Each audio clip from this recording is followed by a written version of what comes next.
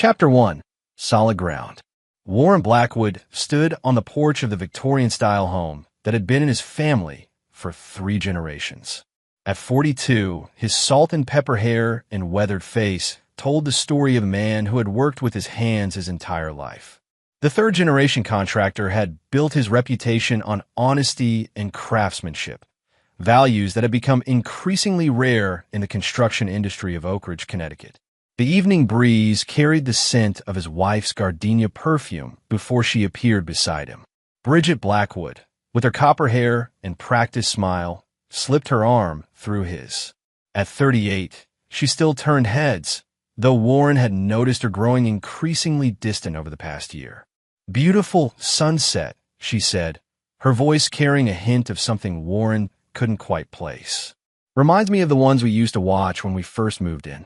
Warren nodded, remembering those early days 15 years ago when they'd been young and so full of hope. Back then, he just started his contracting business, and Bridget had supported him tirelessly, working double shifts as a paralegal to keep them afloat. "Hard to believe we've been here so long," Warren replied, his hand unconsciously touching the worn wooden railing he'd replaced twice now. "About that," Bridget turned to face him, her expression suddenly serious. "I got a call from my mom today. Dad's medical bills are piling up, and they're about to lose their house." Warren frowned. His in-laws, Theodore and Vivian Cole, had always been financially comfortable. At least that's what they projected. Ted owned a small accounting firm in town, and they lived in a modest but well-kept home across town. "That bad?" "I thought their insurance." "Cancer treatments aren't cheap." "Warren," Bridget interrupted, a flash of irritation crossing her face. "And with Dad unable to work, they're drowning." Warren nodded slowly. Ted's pancreatic cancer diagnosis 6 months ago had hit the family hard, but he'd had no idea things had deteriorated so quickly financially. "What are you thinking?" Warren asked, though he already sensed the direction of the conversation. "We need to help them," Bridget said firmly. "This house, it's too big for just us now anyway. Zach's in college, and Lily's leaving next year."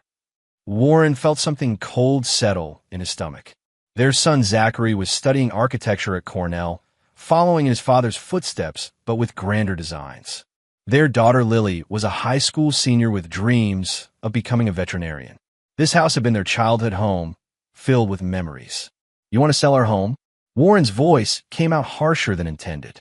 "It's just a house, Warren," Bridget replied, her tone softening as she placed a hand on his arm. "We can downsize to something that makes more sense for us now. My parents need us." Warren looked out at the property that had been his sanctuary, the workshop where he'd taught Zach to build his first birdhouse, the maple tree where Lily had broken her arm climbing too high, the garden where he and Bridget had spent countless Sunday afternoons. "Let me think about it," he said finally. "Maybe there's another way we can help them." Bridget's expression hardened slightly. "They don't have time, Warren. Dad's prognosis is getting worse. They need help now." That night, Warren couldn't sleep. He slipped out of bed and made his way to his home office, where he began reviewing their finances. The house was nearly paid off. His father had helped with the down payment years ago, a gesture of faith in Warren's future. Its value had increased significantly, and selling now would provide a substantial sum. But something about the situation felt off. Warren pulled up Ted and Vivian's address on the county property records website. Their mortgage had been refinanced twice in the past 5 years. Strange for a couple nearing retirement. He dug deeper, finding tax liens he hadn't known about. Ted's accounting business appeared to be struggling long before the cancer diagnosis. When Warren finally crawled back into bed at 3 a.m., Bridget stirred. "You okay?" she murmured sleepily. "Yeah," he lied. "Just thinking about your parents." She reached for his hand in the darkness. "Thank you. They'll be so grateful for our help." Warren squeezed her hand, but the knot in his stomach only tightened. The next day, Warren drove to Cole Accounting to speak with Ted's business partner, Harold Moss. The small office was quieter than it should have been during tax season. "Warren," Harold greeted him with surprise. A thin man with perpetually hunched shoulders, Harold had always struck Warren as someone constantly preparing to apologize. "Good to see you. How's Bridget?" "She's good," Warren replied, settling into the chair across from Harold's cluttered desk. Worried about her dad. Harold's smile faltered. We all are. Terrible situation. How's the business holding up without him? Harold glanced away too quickly. Managing. You know how it is. Warren nodded, then leaned forward. Level with me, Harold. Ted's my father-in-law. I need to understand what's really going on. Harold removed his glasses, polishing them nervously on his tie. Warren, I'm not comfortable. My wife wants us to sell our family home to help them, Warren interrupted. I think I deserve to know if that's really necessary. Harold's shoulders slumped further. The business has been struggling for years, he admitted quietly. Ted made some investments that didn't pan out. Then there were gambling debts. Warren felt as if he'd been punched. Gambling. It started small, after Vivian's mother died. A way to cope, I guess. But it got worse. And the cancer treatments? Harold hesitated. There is cancer, and there are treatments. But their insurance is covering most of it. He wouldn't meet Warren's eyes. I've said too much already. Warren left the accounting office with more questions than answers. Instead of heading home, he drove to Riverdale Heights, the upscale neighborhood where Ted and Vivian lived. As he approached their modest split-level home, he noticed an unfamiliar luxury SUV in the driveway. He parked across the street, debating whether to go in. Through the living room window, he could see Vivian gesturing animatedly as she spoke to someone just out of view. She looked healthier and more vibrant than she had at their last family dinner, where she'd appeared drawn with worry over Ted's health. Warren was about to get out of his truck when the front door opened. A tall, broad-shouldered man in an expensive-looking suit stepped out, followed by Vivian. She reached up and straightened his tie with a familiarity that made Warren's blood run cold. The man kissed her cheek before heading to the SUV. Warren ducked down as the vehicle passed, catching only a glimpse of the driver. Handsome, probably in his late 40s, with a confident bearing of someone accustomed to getting what he wanted. As the SUV disappeared around the corner, Warren sat up, his mind racing. Who was this man, and what was his connection to his in-laws? On the drive home, Warren's phone rang. Bridget's name flashed on the screen. Hey, he answered, trying to sound normal. Did you think about what we discussed? Bridget asked without preamble. Warren gripped the steering wheel tighter. I think we should invite your parents over for dinner tomorrow. Talk about all the options. There was a pause. What's there to talk about? They need help, Warren. We have the means to help them. Humor me, Warren said, fighting to keep his voice steady. One dinner. Bridget sighed. Fine. I'll call Mom and set it up. That night, Warren did something he'd never done before. While Bridget showered, he checked her phone. The passcode hadn't changed since she'd shared it with him years ago, Lily's birthday. What had changed was the content of her messages. A text thread with someone saved as DC contained hundreds of exchanges going back months. Warren scrolled through them with increasing dread. Miss you already. Meeting with W about the house tonight. Once this is done, we can finally be together. Warren felt physically ill as he continued reading, discovering in real time that not only was his wife unfaithful, but she was conspiring with her lover to take the home he loved. He quickly replaced the phone when he heard the shower turn off.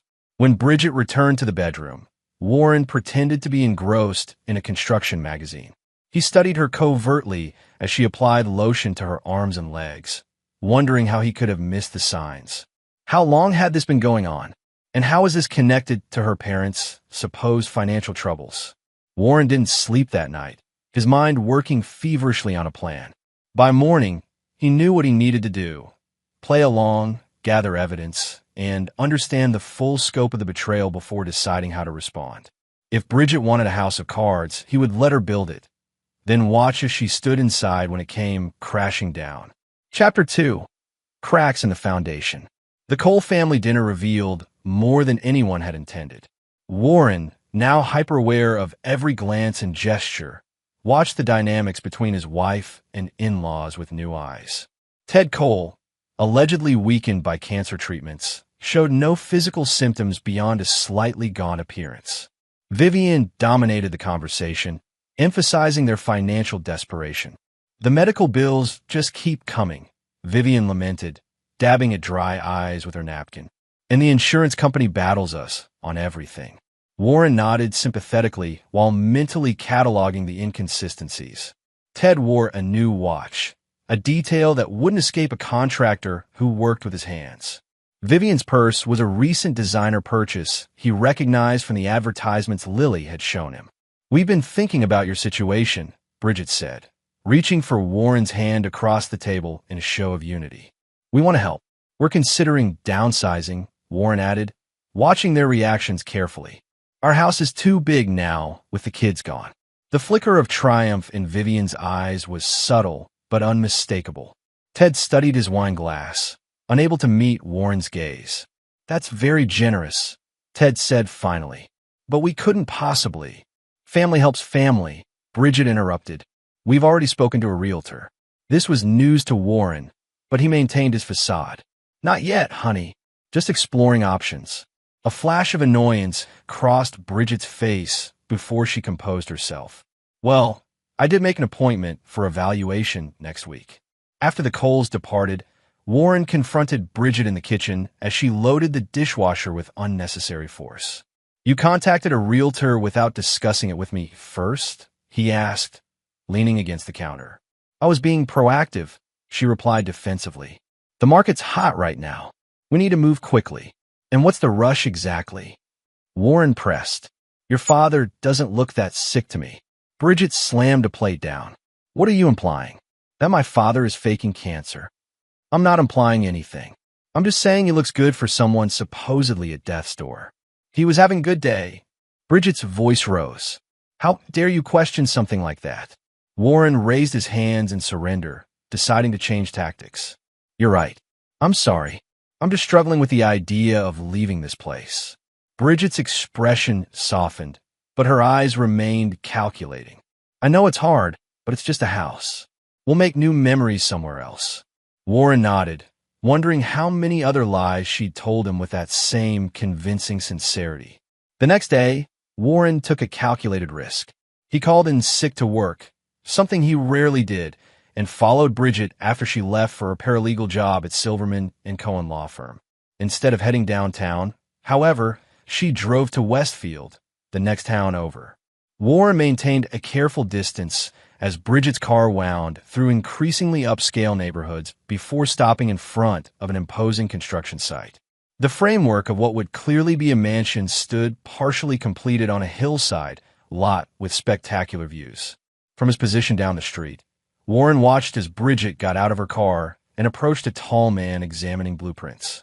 Even from a distance, Warren recognized him as the same man he'd seen at the Coles house.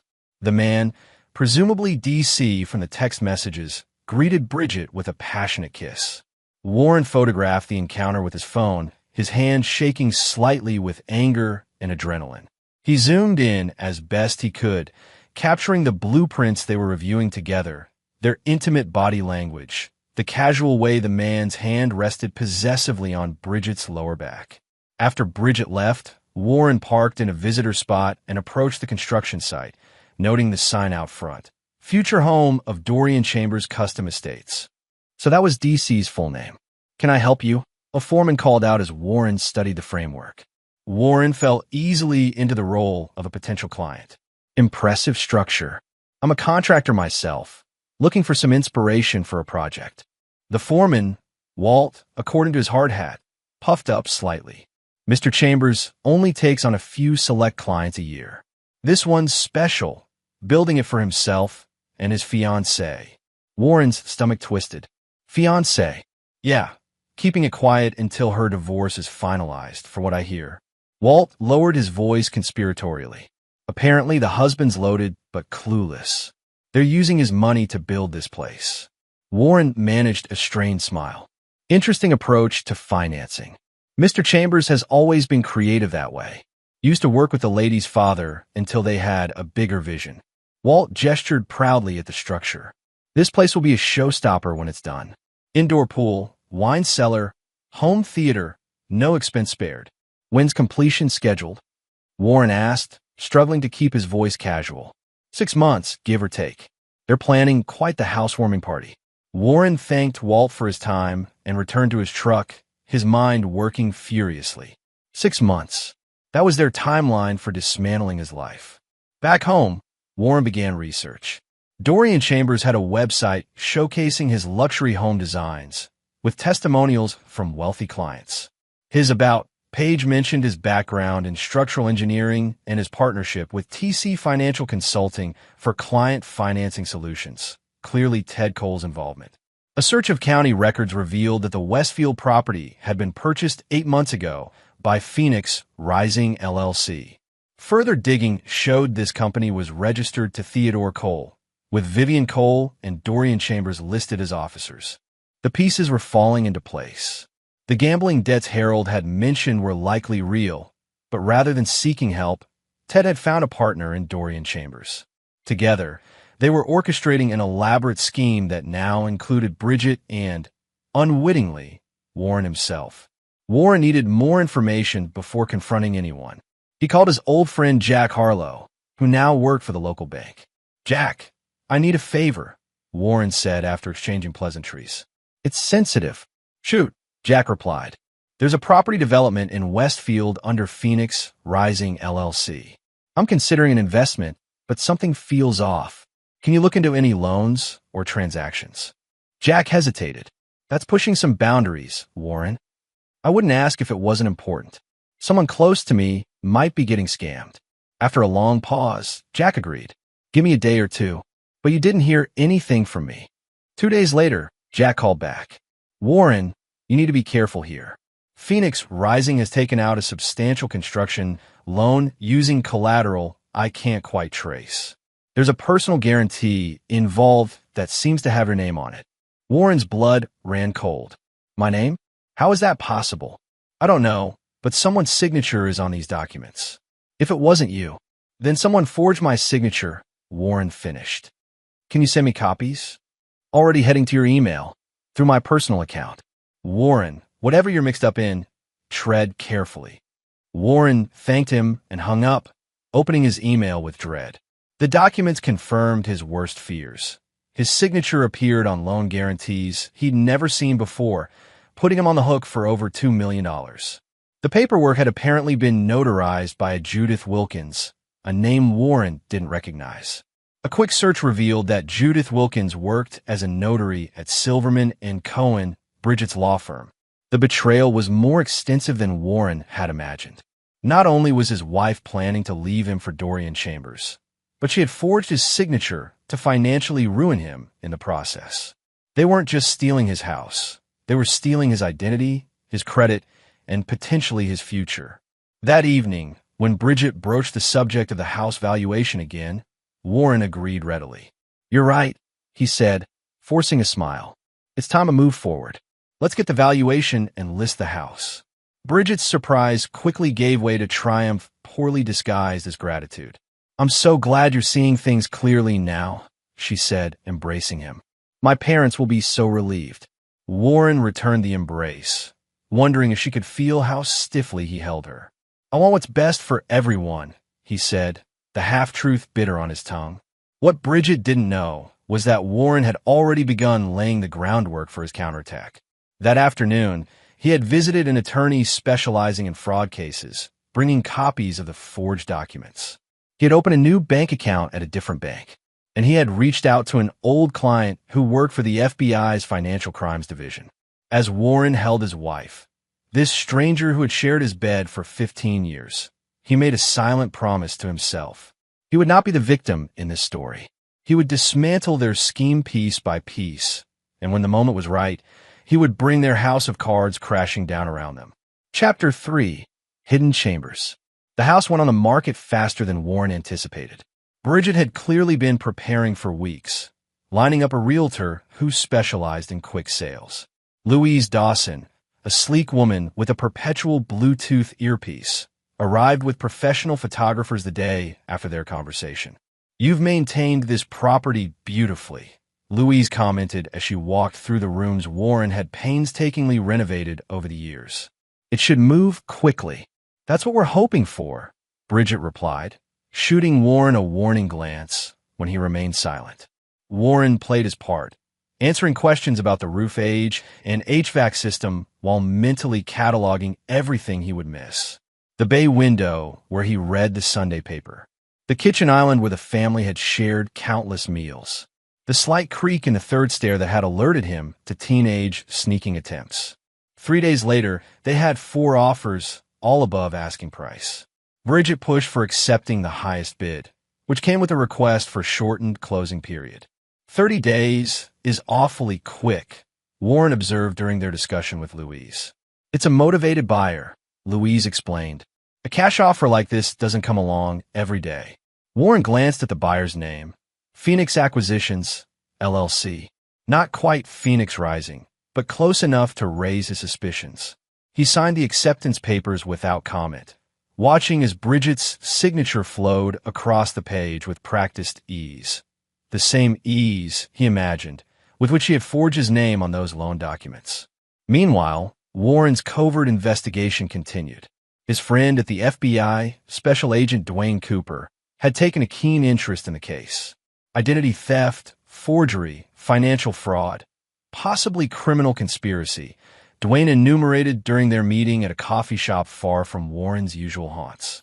But we need more evidence to build a solid case. What kind of evidence? Warren asked. Bank records showing the flow of funds. Communications between the parties.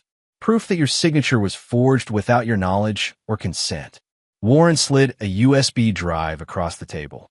I've got the forged documents and proof they're using a shell company to buy my house. Dwayne pocketed the drive. Good start. But we need to establish their intent and the connections between all parties involved.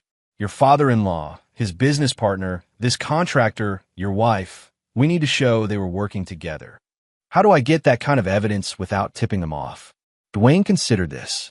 You said the closing is in 30 days. Use that time. Play along. Act like everything's normal while documenting everything. Warren nodded, though the thought of continuing the charade for a month made his stomach churn.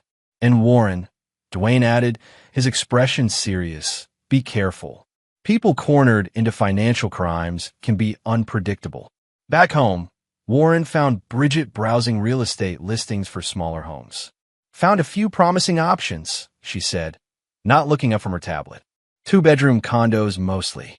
Low maintenance. The casual way she dismissed their future sent a spike of anger through Warren. 15 years of marriage reduced to low maintenance. What about your parents? He asked, keeping his voice neutral. Any properties that might work for them? Bridget's fingers hesitated over the screen. They're looking at assisted living facilities. Something with medical staff on site for Dad. Another lie. Warren wondered if she even kept track of them anymore. Makes sense, he replied, although Ted seemed pretty spry at dinner the other night. Bridget's expression hardened momentarily before smoothing into a smile. Good days and bad days with his condition. You know how it is. Warren didn't know. He was having his own good days and bad days navigating the wreckage of his marriage. Over the next 2 weeks, Warren maintained his facade while gathering evidence. He installed a keystroke logger on the family computer, gaining access to Bridget's email accounts. He placed a small recording device in her car. He photographed mail addressed to Phoenix Rising LLC that Bridget carelessly left on the counter. The picture that emerged was more disturbing than Warren had anticipated. Ted Cole had indeed had a gambling problem, losing nearly $200,000 to online poker and sports betting. Rather than seeking help, he had partnered with Dorian Chambers, who had worked briefly as a consultant for Cole Accounting. Together, they had devised a scheme to use Ted's client relationships to secure loans for phantom development projects, skimming funds before the projects inevitably failed. When several clients threatened legal action, they needed a new source of capital, and Bridget had suggested her husband. The affair between Bridget and Dorian had begun around the same time. Warren found emails dating back 18 months, revealing a calculated seduction on Dorian's part. What had started as flirtation had evolved into conspiracy, with Bridget willingly offering up her marriage, her husband's assets, and ultimately, his identity to fuel their plans. The most damning evidence came from a recorded conversation in Bridget's car 3 weeks after the house went on the market. Warren's being suspiciously cooperative. Bridget's voice said clearly on the recording, I expected more resistance. Don't look a gift horse in the mouth. Dorian replied. Once the house closes, we'll have the cash flow we need for phase 2. And what about the loan guarantees? When the bank realizes he didn't sign them. By then, the assets will be protected in the offshore accounts. Let him try to prove fraud with no paper trail. Besides, his contracting business is incorporated separately, right? Worst case, he files personal bankruptcy. Bridget's laugh sent chills down Warren's spine. Poor Warren, always so trusting. Hey, you're the one who married a Boy Scout, Dorian replied. A mistake I'm rectifying, Bridget said. Besides, he's getting boring in his middle age. Always talking about building things that last. So traditional. Well, we're building something too, Dorian said. Our future. Speaking of which, I updated the master suite plans. Wait until you see the bathroom I designed. Marble everywhere. Warren stopped the recording, his hands shaking with rage. Not only were they stealing from him, but they were mocking him in the process.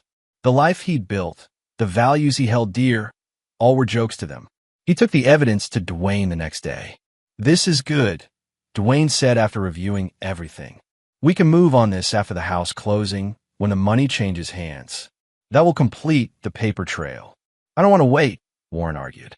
They're living in my house, spending my money, planning their future together. I understand how you feel, Dwayne said. But timing is crucial here. We need to catch them in the act of committing financial fraud. The forgery alone might not be enough for serious charges. Warren reluctantly agreed, though the wait was excruciating.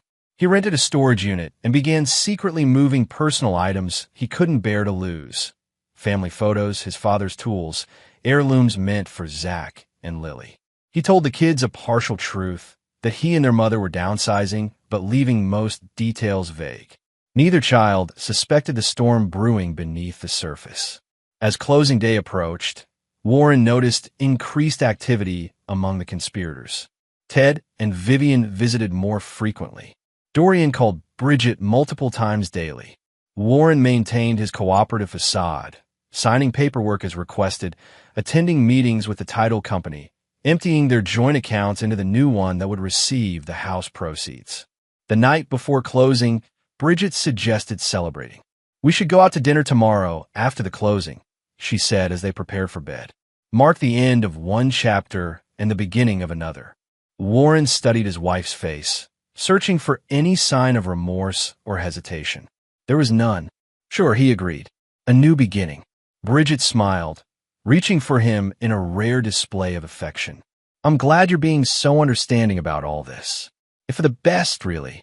Warren returned her embrace mechanically, thinking of the evidence safely delivered to the FBI, the plans set in motion, the reckoning to come. Everything happens for a reason, he replied. The next morning, they met at the title company office. Ted and Vivian were there, along with Louise the realtor and representatives from the buyer, a lawyer Warren didn't recognize, but no sign of Dorian himself. The closing proceeded smoothly. Warren signed, where directed, watching as nearly 15 years of equity converted into a cashier's check made out to both him and Bridget. They would deposit it together before the celebration dinner. Congratulations, the title agent said as she handed over the keys to the lawyer. And best of luck with your downsizing. Outside in the parking lot, Bridget hugged her parents, who appeared teary-eyed with gratitude. Warren shook Ted's hand, holding it perhaps a moment too long. I hope this helps with your medical expenses, Warren said pointedly. Ted couldn't meet his eyes. More than you know. We can't thank you enough. No need for thanks, Warren replied. Family helps family, right? As Ted and Vivian drove away, Bridget turned to Warren with a genuine smile, the first he'd seen in months. Let's go deposit this check and celebrate. I made reservations at Pietro's for 7 o'clock. Warren nodded, checking his watch. I need to stop by the office first. Some paperwork for the Johnson project. Why don't I meet you at the restaurant?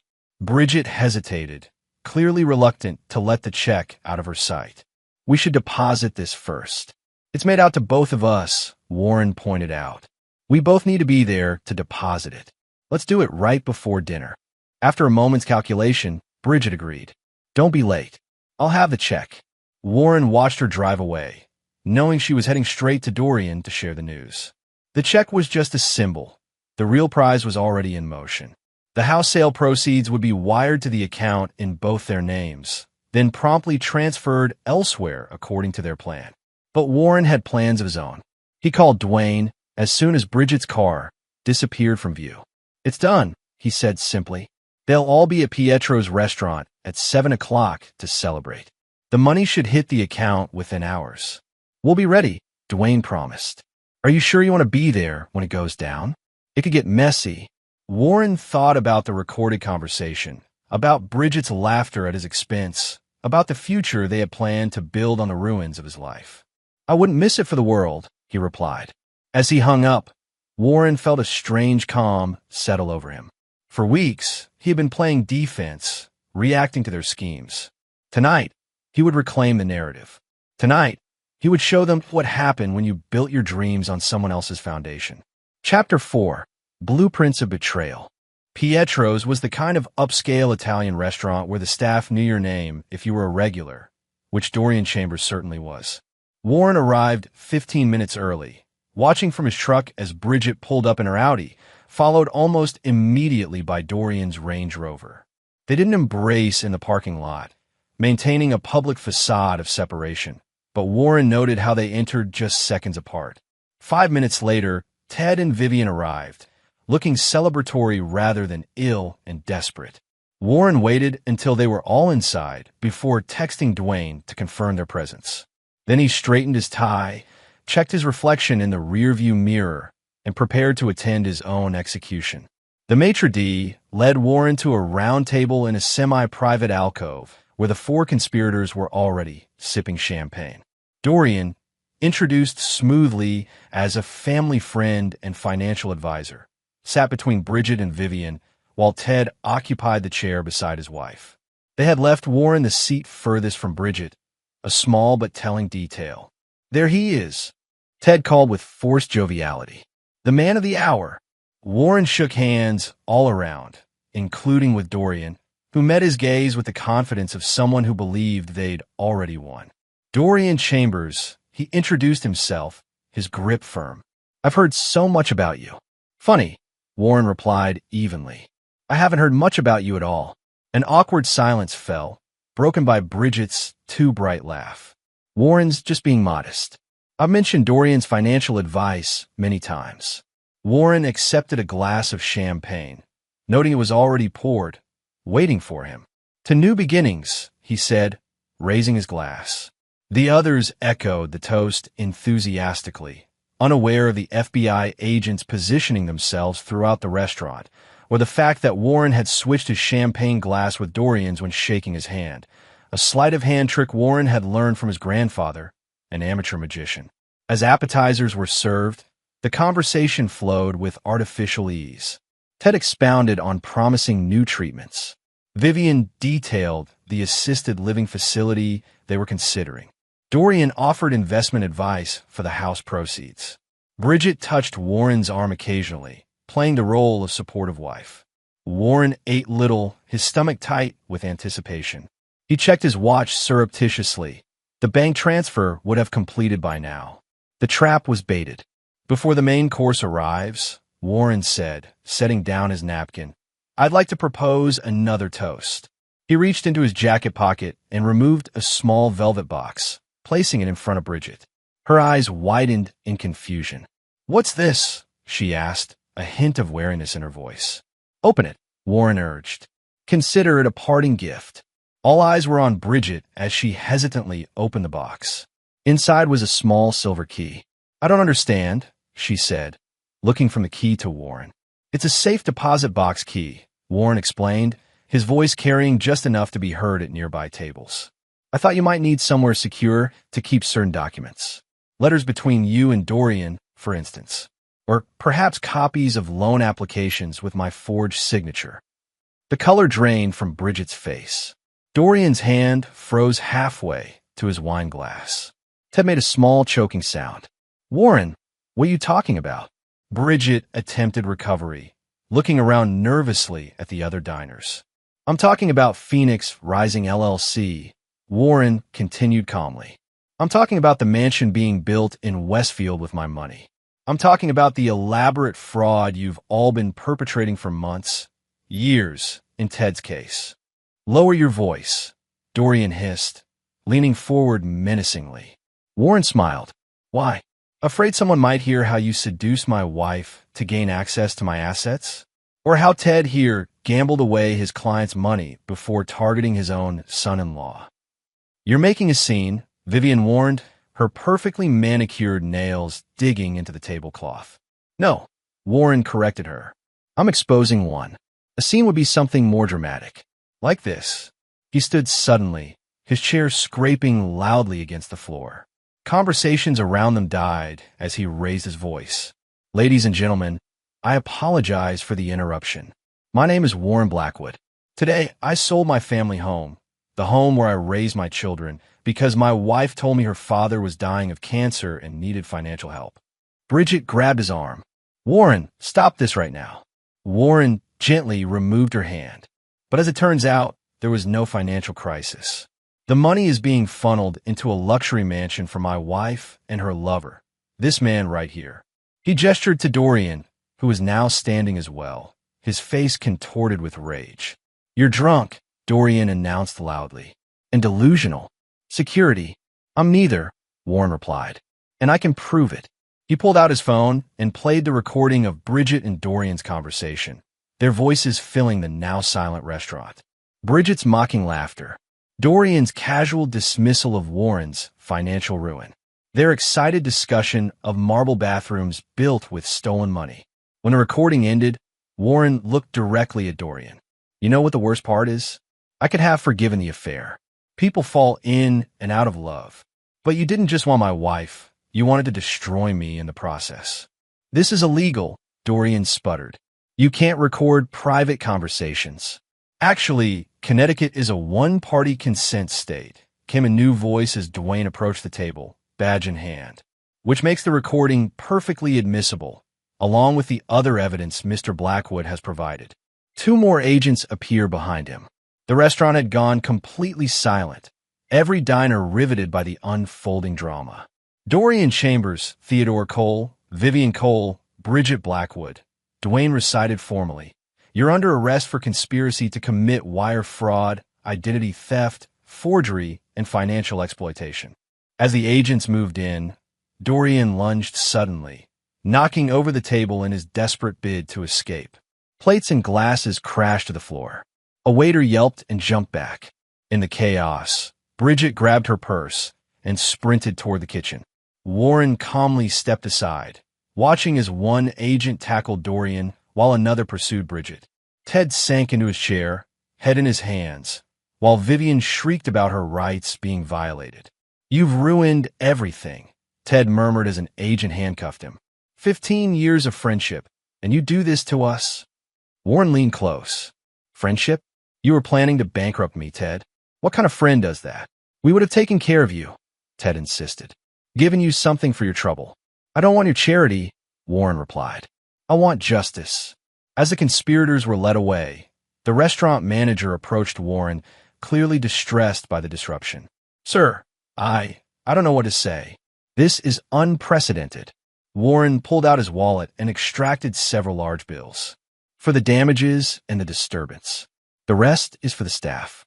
I apologize for turning your establishment into a crime scene. The manager accepted the money with a dazed nod. Will you be staying for your entree? Warren smiled ruefully.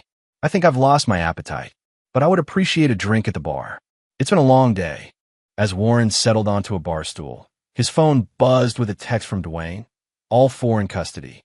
Bridget tried to flush evidence, but we recovered it. Transfer to offshore account stopped. Your money is safe. Warren ordered a whiskey, neat, and raised it in a silent toast to his empty house, his fractured family, and the uncertain future that awaited him. He had won, but victory tasted more bitter than sweet. The bartender, sensing Warren's mood, kept his distance except to refresh his drink. After the third whiskey, Warren felt a presence beside him and turned to find an elegant woman in her 40s taking the adjacent stool. That was quite a performance, she said, ordering a martini without looking at the bartender. Very dramatic. Warren studied her. Dark hair with subtle silver streaks. Sharp, intelligent eyes. A no-nonsense demeanor that suggested she wasn't easily impressed. Not a performance, he corrected. Just the truth coming to light. I'm Gloria Preston, she said, offering her hand. I couldn't help overhearing. You're in construction? Warren shook her hand, noting her firm grip. Warren Blackwood. And yes, I'm a contractor. Or was. Not sure what I am now. Gloria sipped her martini thoughtfully. I'm an assistant district attorney. Financial Crimes Division. Warren tensed. Am I in some kind of trouble? Quite the opposite, she replied. The FBI may have made the arrests, but my office will prosecute the case. I'd like to talk to you about your evidence. Warren relaxed slightly. I've given everything to Agent Cooper. Official channels, Gloria agreed. But I find personal conversations more illuminating. For instance, I'd be curious to know how you discovered the fraud, how long you played along, what motivated you to expose them publicly rather than quietly. Warren considered her for a moment. There was something refreshingly direct about Gloria Preston. No pretense, no hidden agenda. That's a long story, he warned. Gloria, check her watch. I have time. And you look like someone who needs to talk more than they need another whiskey. Warren smiled for the first time that evening. Fair assessment. Where should I start? The beginning usually works, Gloria replied, turning fully toward him. When did you first suspect something was wrong? As Warren recounted the events of the past months, he felt some of the tension leaving his body. Gloria asked incisive questions, occasionally making notes on her phone, but mostly just listening intently. You showed remarkable restraint, she observed when he finished. Most people would have confronted their spouse immediately. I needed to understand the full scope, Warren explained. And I needed evidence that would stand up in court. Gloria nodded appreciatively. Smart. Many cases fall apart because victims act emotionally rather than strategically. I'm still not sure the strategic approach was worth it, Warren admitted. I've lost my wife, alienated my in-laws, and I'm essentially homeless at the moment. But you preserved your financial future and your dignity, Gloria pointed out. And for what you've told me, those relationships were already lost. You just didn't know it yet. Warren considered this. I suppose that's true. Gloria finished her martini and stood, placing her card on the bar. Call my office tomorrow. We'll need a formal statement. And Warren, she added, her expression softening slightly. For what it's worth, I think you handled an impossible situation with remarkable grace. After Gloria departed, Warren settled his tab and stepped out into the cool evening air. He had a hotel reservation waiting, the first of many nights away from home, but he wasn't quite ready to face the empty room. Instead, he drove to his house, former house now, and parked across the street. The windows were dark, the property silent. Tomorrow, the new owners would take possession, unaware of the drama surrounding their purchase. Warren sat there for nearly an hour, saying goodbye to the life he had built and lost. Then he started his truck and drove away, leaving the past behind and moving toward whatever future awaited him. A future that, for better or worse, he would build on his own terms. Chapter 5. Stress Fractures. The weeks following the arrest passed in a blur of legal meetings, paperwork, and uncomfortable conversations. Warren moved into a modest apartment downtown, furnishing it sparsely with items from his storage unit and a few new purchases. The space felt temporary, a way station rather than a home, but served its purpose. The criminal case against the conspirators moved forward with surprising speed, largely due to Gloria Preston's aggressive prosecution strategy. The evidence Warren had gathered, combined with financial records subpoenaed from multiple banks, painted a damning picture of a years-long fraud scheme. Ted Cole, facing the most serious charges due to his professional position as an accountant, was the first to crack. In exchange for a reduced sentence, he provided detailed testimony about the origins of the fraud, the manipulation of client funds, and Dorian's role as the architect of the larger scheme. Vivian maintained her innocence, claiming she had merely followed her husband's lead without understanding the criminal nature of their actions. Bank records told a different story, showing her active management of the offshore accounts where they had planned to hide the stolen funds. Dorian Chambers remained defiant, hiring a high-powered defense attorney and refusing plea offers. His construction company was placed in receivership, all projects halted pending the outcome of the case. Bridget's reaction was the most unexpected. Rather than turning on her co-conspirators, she withdrew completely, refusing to speak even to her court-appointed attorney. When Warren finally saw her at a preliminary hearing, he barely recognized the hollow-eyed woman who had once been his wife. The legal proceedings weren't Warren's only challenge. News of the scandal had spread quickly through Oak Ridge, fueled by the dramatic restaurant arrest and subsequent media coverage. Local contractor uncovers family fraud ring, read one headline. House of Lies, builder's wife plots his financial ruin, proclaimed another. Warren's business suffered initially as clients worried about association with the scandal, but an unexpected champion emerged in Harold Moss, Ted's former business partner. Ted nearly destroyed my reputation along with his own, Harold explained when he approached Warren about handling the renovation of his accounting office. The least I can do is show the community that Blackwood Construction stands on its own merit. Harold's public support opened doors that had been closing, and gradually, Warren's professional life stabilized. His personal life, however, remained in disarray. The children were another painful complication. Zach and Lily had returned from college to find their family shattered, their childhood home sold, and their mother facing criminal charges. Their initial shock and disbelief had given way to anger, some directed at Bridget and the Coles, but much of it landing squarely on Warren. "Why didn't you tell us what was happening?" Lily demanded during a tense dinner at Warren's apartment. At 19, she had her mother's copper hair, but her father's straightforward nature. "We had to find out from the news, Dad." "The news? I was trying to protect you," Warren explained, pushing pasta around his plate. "You were both focused on school. I didn't want to disrupt that." "Protect us?" Zach scoffed. He was 21 now, lanky and intense like his father had been at that age. "By letting us walk into a minefield blindfolded? People at school are talking about us. Professors who know Mom from her paralegal work are asking me questions I can't answer." "I'm sorry," Warren said, meaning it.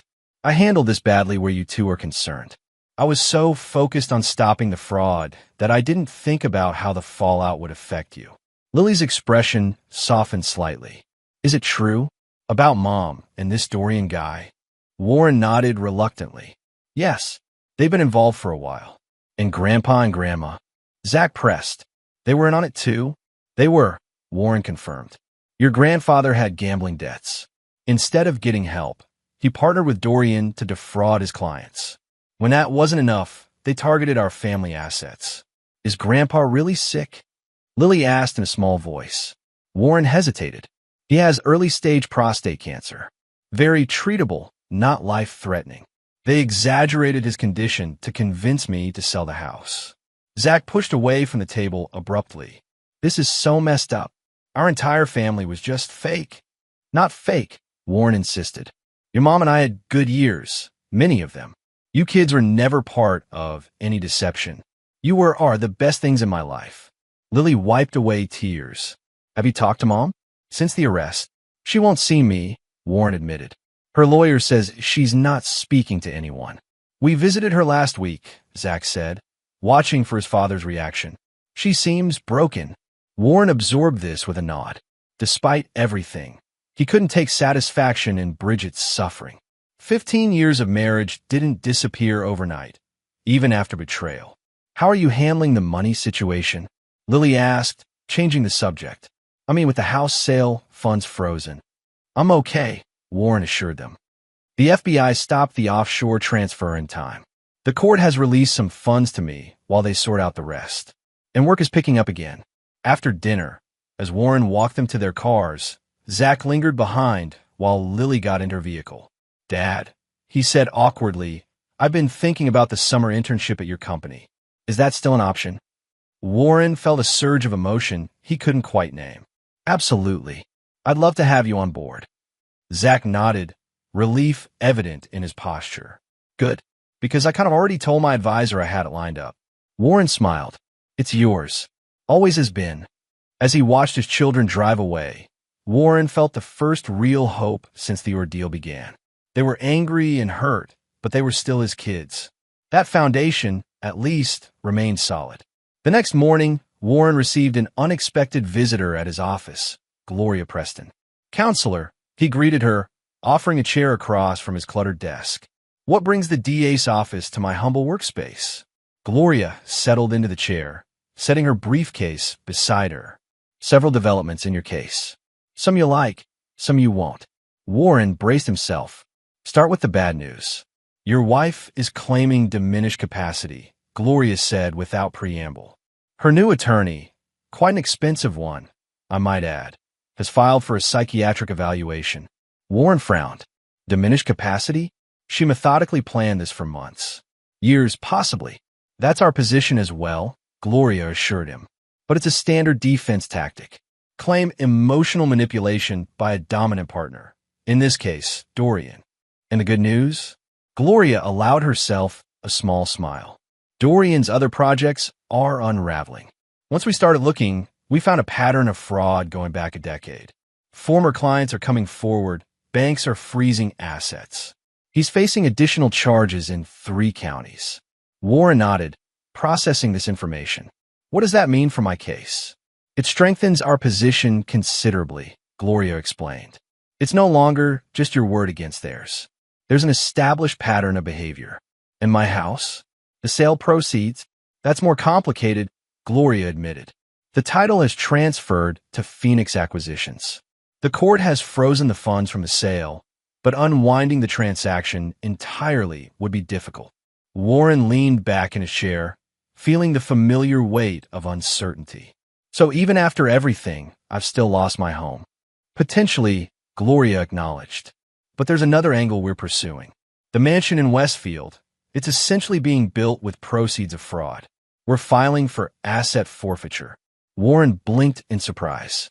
"You mean the government would seize it, eventually sell it, with proceeds going to victims of the fraud, including you?" Gloria confirmed. "It's not a guaranteed outcome, but it's a possibility." Warren considered this irony. The very house meant to celebrate his financial destruction might ultimately provide his restitution. "I appreciate your work on this, Counselor," he said sincerely. Gloria studied him for a moment. "You're handling this better than most victims I've worked with. What choice do I have?" Warren shrugged. "Falling apart won't get my house back or undo the betrayal." "Still," Gloria persisted, "it's remarkable. Most people in your position would be consumed by bitterness." Warren thought about this. "Don't get me wrong, I have my moments, but I've spent my career building things. I know that sometimes you have to clear away the damaged structure before you can rebuild something stronger." Gloria's professional demeanor softened slightly. "A constructive philosophy, Mr. Blackwood." "Warren," he corrected her. "After all we've been through, I think first names are appropriate." "Warren," she repeated, a hint of a smile playing at her lips. "In that case, I'm Gloria." Their conversation was interrupted by Warren's office phone. He excused himself to answer it, listening intently before his expression darkened. "When did this happen?" he asked the caller. "Yes, I understand. I'll be right there." He hung up and turned to Gloria. "That was the prosecutor's office. There's been a development with Dorian. He's claiming I threatened him prior to the arrest. Some nonsense about me warning him I'd destroy his reputation, even if it meant fabricating evidence." Gloria frowned. Classic Darvo. Deny, attack, reverse victim and offender. He's trying to paint you as the vindictive party. "There's more," Warren said grimly. "The prosecutor said Dorian has a witness who claims I've had a grudge against him for years. Someone who's willing to testify that I concocted this whole fraud story as revenge." "Who's the witness?" Gloria asked. Warren met her eyes. "My wife." Gloria's expression hardened. "Bridget's cooperating with Dorian now? What happened to her diminished capacity claim?" "Apparently she's had a miraculous recovery," Warren replied bitterly. "The prosecutor wants me to come in to discuss this new development." "I'm coming with you," Gloria said firmly, standing and collecting her briefcase. "This changes things. If they're coordinating their defense, we need to adjust our strategy." As they walked to the parking lot, Warren felt the ground shifting beneath him once again. Just when he thought he had contained the damage, new cracks were forming in the case he'd built so carefully. "They're desperate," Gloria reassured him as they reached their vehicles. These are the tactics of people who know the evidence is stacked against them. Warren nodded, trying to believe her. I just want this to be over. To move on with whatever's left of my life. It will be, Gloria promised. Justice may be slow, but in cases with evidence this solid, it usually prevails. As Warren followed Gloria's car downtown, he wondered what form that justice would ultimately take, and whether any outcome could truly repair the foundation that had been so thoroughly broken. Chapter 6. Pressure Tests. The prosecutorial meeting revealed a more coordinated defense strategy than Warren had anticipated. Dorian's high-priced attorney, Clayton Reynolds, had apparently brokered a deal with Bridget's new counsel. In exchange for her testimony supporting Dorian's claim of persecution by Warren, Dorian would provide financial support for her defense and potentially character testimony suggesting she had been manipulated. It's a cynical strategy, the lead prosecutor, Thomas Wilson, explained as Warren and Gloria sat in his office.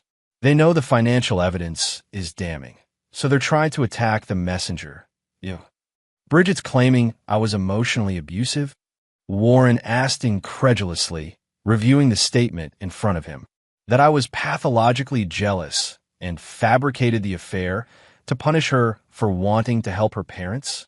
Classic gaslighting, Gloria noted. Make the victim question their own reality. Thomas nodded grimly. Reynolds is good at creating reasonable doubt. He only needs to convince one juror that you might have misinterpreted events or had your own agenda. The recordings, Warren pointed out. The forged documents. The money trail. How do they explain all that? They're suggesting the recordings were selectively edited, Thomas replied.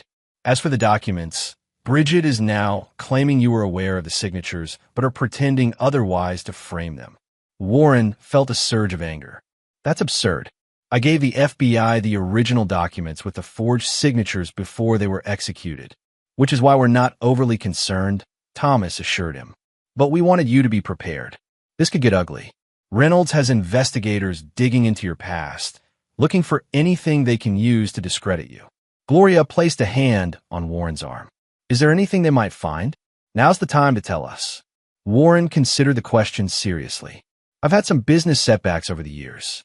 A project that went over budget, a dispute with a supplier that ended in arbitration. Nothing criminal or unethical. What about personal issues? Thomas pressed. Former relationships, substance abuse, financial problems? Warren shook his head. I dated a few women before Bridget. Nothing dramatic. No addiction issues. My finances were solid until this situation. Thomas seemed satisfied. Good, because they'll try to paint a very different picture. The meeting concluded with a strategy session for Warren's upcoming grand jury testimony. Though Gloria wasn't officially representing him, she offered valuable insights on how to prepare for the aggressive questioning he would likely face. As they left the prosecutor's office, Gloria suggested lunch at a nearby cafe. You look like you could use a break, she observed. And I have more information that wasn't appropriate to share in Thomas's office. Over sandwiches at a quiet corner table, Gloria revealed what her investigative team had uncovered about Dorian Chambers. He's done this before, she said, keeping her voice low. Not the exact same scheme, but variations on the theme. He finds vulnerable people with assets, gains their trust, then uses their resources to fund his projects while leaving them with the debt. And he gets away with it? Warren asked. Usually, Gloria admitted. He's careful to operate in gray areas, manipulating people into making poor financial decisions rather than committing outright theft. Most victims are too embarrassed to pursue charges. So, I'm the first to fight back? Gloria nodded. The first to gather comprehensive evidence before confronting him. The first to involve law enforcement from the start. That's why he's fighting so hard. You've broken his pattern. Warren absorbed this. And his connection to Ted? How did that start? Ted was likely an earlier victim who decided to become an accomplice instead, Gloria explained. We found evidence that Dorian helped him cover up embezzlement from his own firm about 3 years ago. In return, Ted started referring clients to Dorian's investment opportunities. And Bridget? Was she part of it from the beginning? This was the question that haunted Warren most. How long had his wife been plotting against him? Gloria hesitated. The evidence suggests she was brought in later. The affair appears to have started about 18 months ago, around the time Dorian was looking to expand his operations. So she wasn't the mastermind, Warren said, unsure whether this made things better or worse. Just a willing participant once the opportunity presented itself. It appears that way, Gloria confirmed. Though her recent defense strategy suggests she's more calculating than she initially appeared. Warren pushed his half-eaten sandwich away, appetite gone. I still don't understand how someone I spent 15 years with could do this. There were problems in our marriage, sure, but nothing that justified this level of betrayal. Gloria regarded him thoughtfully. In my experience, this kind of behavior rarely comes out of nowhere. Were there earlier signs? Financial decisions she made that seemed questionable? Friends or activities she kept separate from you? Warren considered this. She was always a bit secretive about money, maintained her own accounts even after we married. I respected her independence, didn't think much of it. And her relationship with her parents? Very close, especially with her father. Ted was always the perfect dad in her eyes. She'd defend him even when he was clearly in the wrong. Warren paused, remembering incidents that had seemed insignificant at the time. There was a situation a few years ago, a client of Ted's who accused him of mismanaging funds. Bridget was furious, insisted the client was lying even though Ted eventually settled the case. Gloria nodded. Family loyalty is powerful. Some people can't see clearly when it comes to their parents. But to destroy her own marriage, risk her relationship with her children? Warren shook his head. I still can't make sense of it. Some people rationalize betrayal by first convincing themselves they've been wronged, Gloria suggested. It's possible Bridget created a narrative where you were somehow the villain long before any of this happened. The conversation was interrupted by Gloria's phone. She checked the message, her expression turning serious. We need to go, she said, signaling for the check. There's been a development at the Westfield property. 20 minutes later, they arrived at the construction site of what would have been Dorian and Bridget's mansion. Police cars and fire trucks lined the street, their lights flashing against the darkening afternoon sky. Warren and Gloria approached the police line, where Gloria flashed her credentials to gain access. An officer escorted them to a fire marshal standing near the partially constructed house. What happened? Gloria asked. Arson, the marshal replied grimly. Professional job. Accelerant throughout the structure. Timers set to ensure maximum damage. Whole thing went up about 2 hours ago. Warren stared at the smoldering remains of what had been a luxurious home in progress. Blackened beams reached toward the sky like skeletal fingers. The stench of burnt materials hung heavy in the air. Anyone hurt? Warren asked. Site was empty, thankfully, the marshal confirmed. Construction had been halted due to the legal issues. We've got security camera footage being reviewed now. Gloria turned to Warren. This complicates things. Destruction of evidence related to an ongoing case. The marshal gave them a sharp look. You think this is connected to the fraud case? The chamber's prosecution? It's certainly convenient timing, Gloria observed. The property itself was likely to be seized as evidence and potentially liquidated to compensate victims. Warren surveyed the destruction, a sickening realization dawning. They'll try to blame me for this. Gloria's expression confirmed his fear. It's a possibility we need to prepare for. His prediction proved accurate sooner than expected. As they stood discussing next steps with the fire marshal, a black SUV pulled up and Clayton Reynolds emerged, accompanied by a videographer and what appeared to be a private investigator. Mr. Blackwood, Reynolds called across the police line, his voice carrying for the benefit of the camera. Quite a coincidence finding you at the scene of this destruction. Care to comment on the timing? Warren started to respond, but Gloria gripped his arm. Say nothing, she advised quietly. Let me handle this. She approached Reynolds with professional courtesy that barely masked her contempt. Counselor, this is an active crime scene. Your theatrics are inappropriate and potentially obstructive. Reynolds smiled for the camera. Just documenting the remarkable coincidence that the man who has expressed such animosity toward my client happens to be present at the destruction of property central to the case. Mr. Blackwood was in a meeting with the district attorney's office until 40 minutes ago, Gloria stated firmly. With multiple witnesses, your insinuations are not only false but potentially defamatory. Reynolds appeared undeterred. And prior to that meeting, his whereabouts are less certain, I imagine. Plenty of time to arrange for hired help. Warren felt his anger rising, but maintained his silence as Gloria had advised. This conversation is over, Gloria declared. If you have actual evidence rather than theatrical accusations, present it to the prosecutor's office through proper channels. As she turned away, Reynolds called after her. The court of public opinion doesn't require the same burden of proof, counselor. Remember that. Back at Gloria's car, Warren finally exploded. That snake. He's already decided to paint me as an arsonist. It's a desperate tactic, Gloria assured him, though her expression was troubled. But we need to be prepared. The timing of this fire is suspicious, and they'll try to use it against you. I was with you all afternoon, Warren pointed out, and in the prosecutor's office before that, which gives you a solid alibi for when the fire actually started, Gloria agreed. But as Reynolds implied, arson can be arranged. Warren ran a hand through his hair in frustration. So now, on top of everything else, I have to prove I didn't burn down the house that was being built with my stolen money? The house I would potentially benefit from an asset forfeiture. It's perverse logic, Gloria acknowledged, but effective in muddying the waters. We need to get ahead of this. She drove Warren back to his office, discussing strategy the entire way. By the time they arrived, she had outlined a plan that included a voluntary interview with arson investigators, documentation of Warren's movements over the past week, and a proactive statement to the prosecutor addressing the likely accusations. Don't engage with the media, she cautioned as Warren got out her car. No matter what they report or how they frame it. Warren nodded, exhaustion evident in every line of his body. This never ends, does it? Just when I think I've contained the damage, something new explodes. Gloria regarded him with unexpected gentleness. That's often how these cases go. The perpetrators fight harder as they get more desperate, but each attack makes them more vulnerable.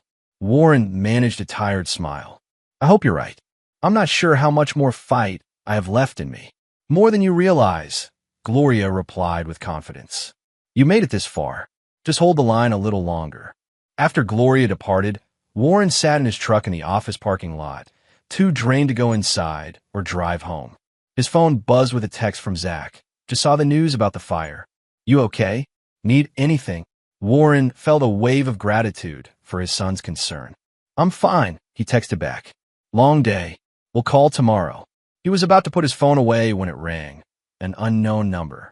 Against his better judgment, Warren answered. Hello. Warren. Bridget's voice was instantly recognizable despite its strained quality. Don't hang up. Please. Warren sat up straighter, heart pounding. Bridget? How are you calling me? I thought you were. In custody, she finished. I was released on bail this morning. Limited phone privileges. Warren, we need to talk. I don't think that's a good idea, he replied carefully. Our lawyers should handle any communication. This isn't about the case, Bridget insisted. It's about the fire. I need to warn you. Despite his resolve, Warren found himself listening. Warn me about what? Dorian is unraveling, Bridget said, her voice dropping to near a whisper. The fire wasn't just about destroying evidence. It's the start of something worse. He blames you for everything, Warren. He's obsessed with making you pay. Are you saying he set the fire himself? Warren asked incredulously. Not himself. He has people, connections I didn't know about until recently. Bridget sounded genuinely frightened. Warren, he's talking about you having an accident. I thought you should know. Warren's mind raced. Was this a genuine warning or another manipulation? Why are you telling me this? You're supporting his defense, claiming I fabricated everything. There was a long pause. It's complicated. My lawyer said it was the best strategy for reducing my sentence. Another pause. I never wanted you physically harmed, Warren. Despite everything. Just financially ruined, Warren couldn't help adding bitterly.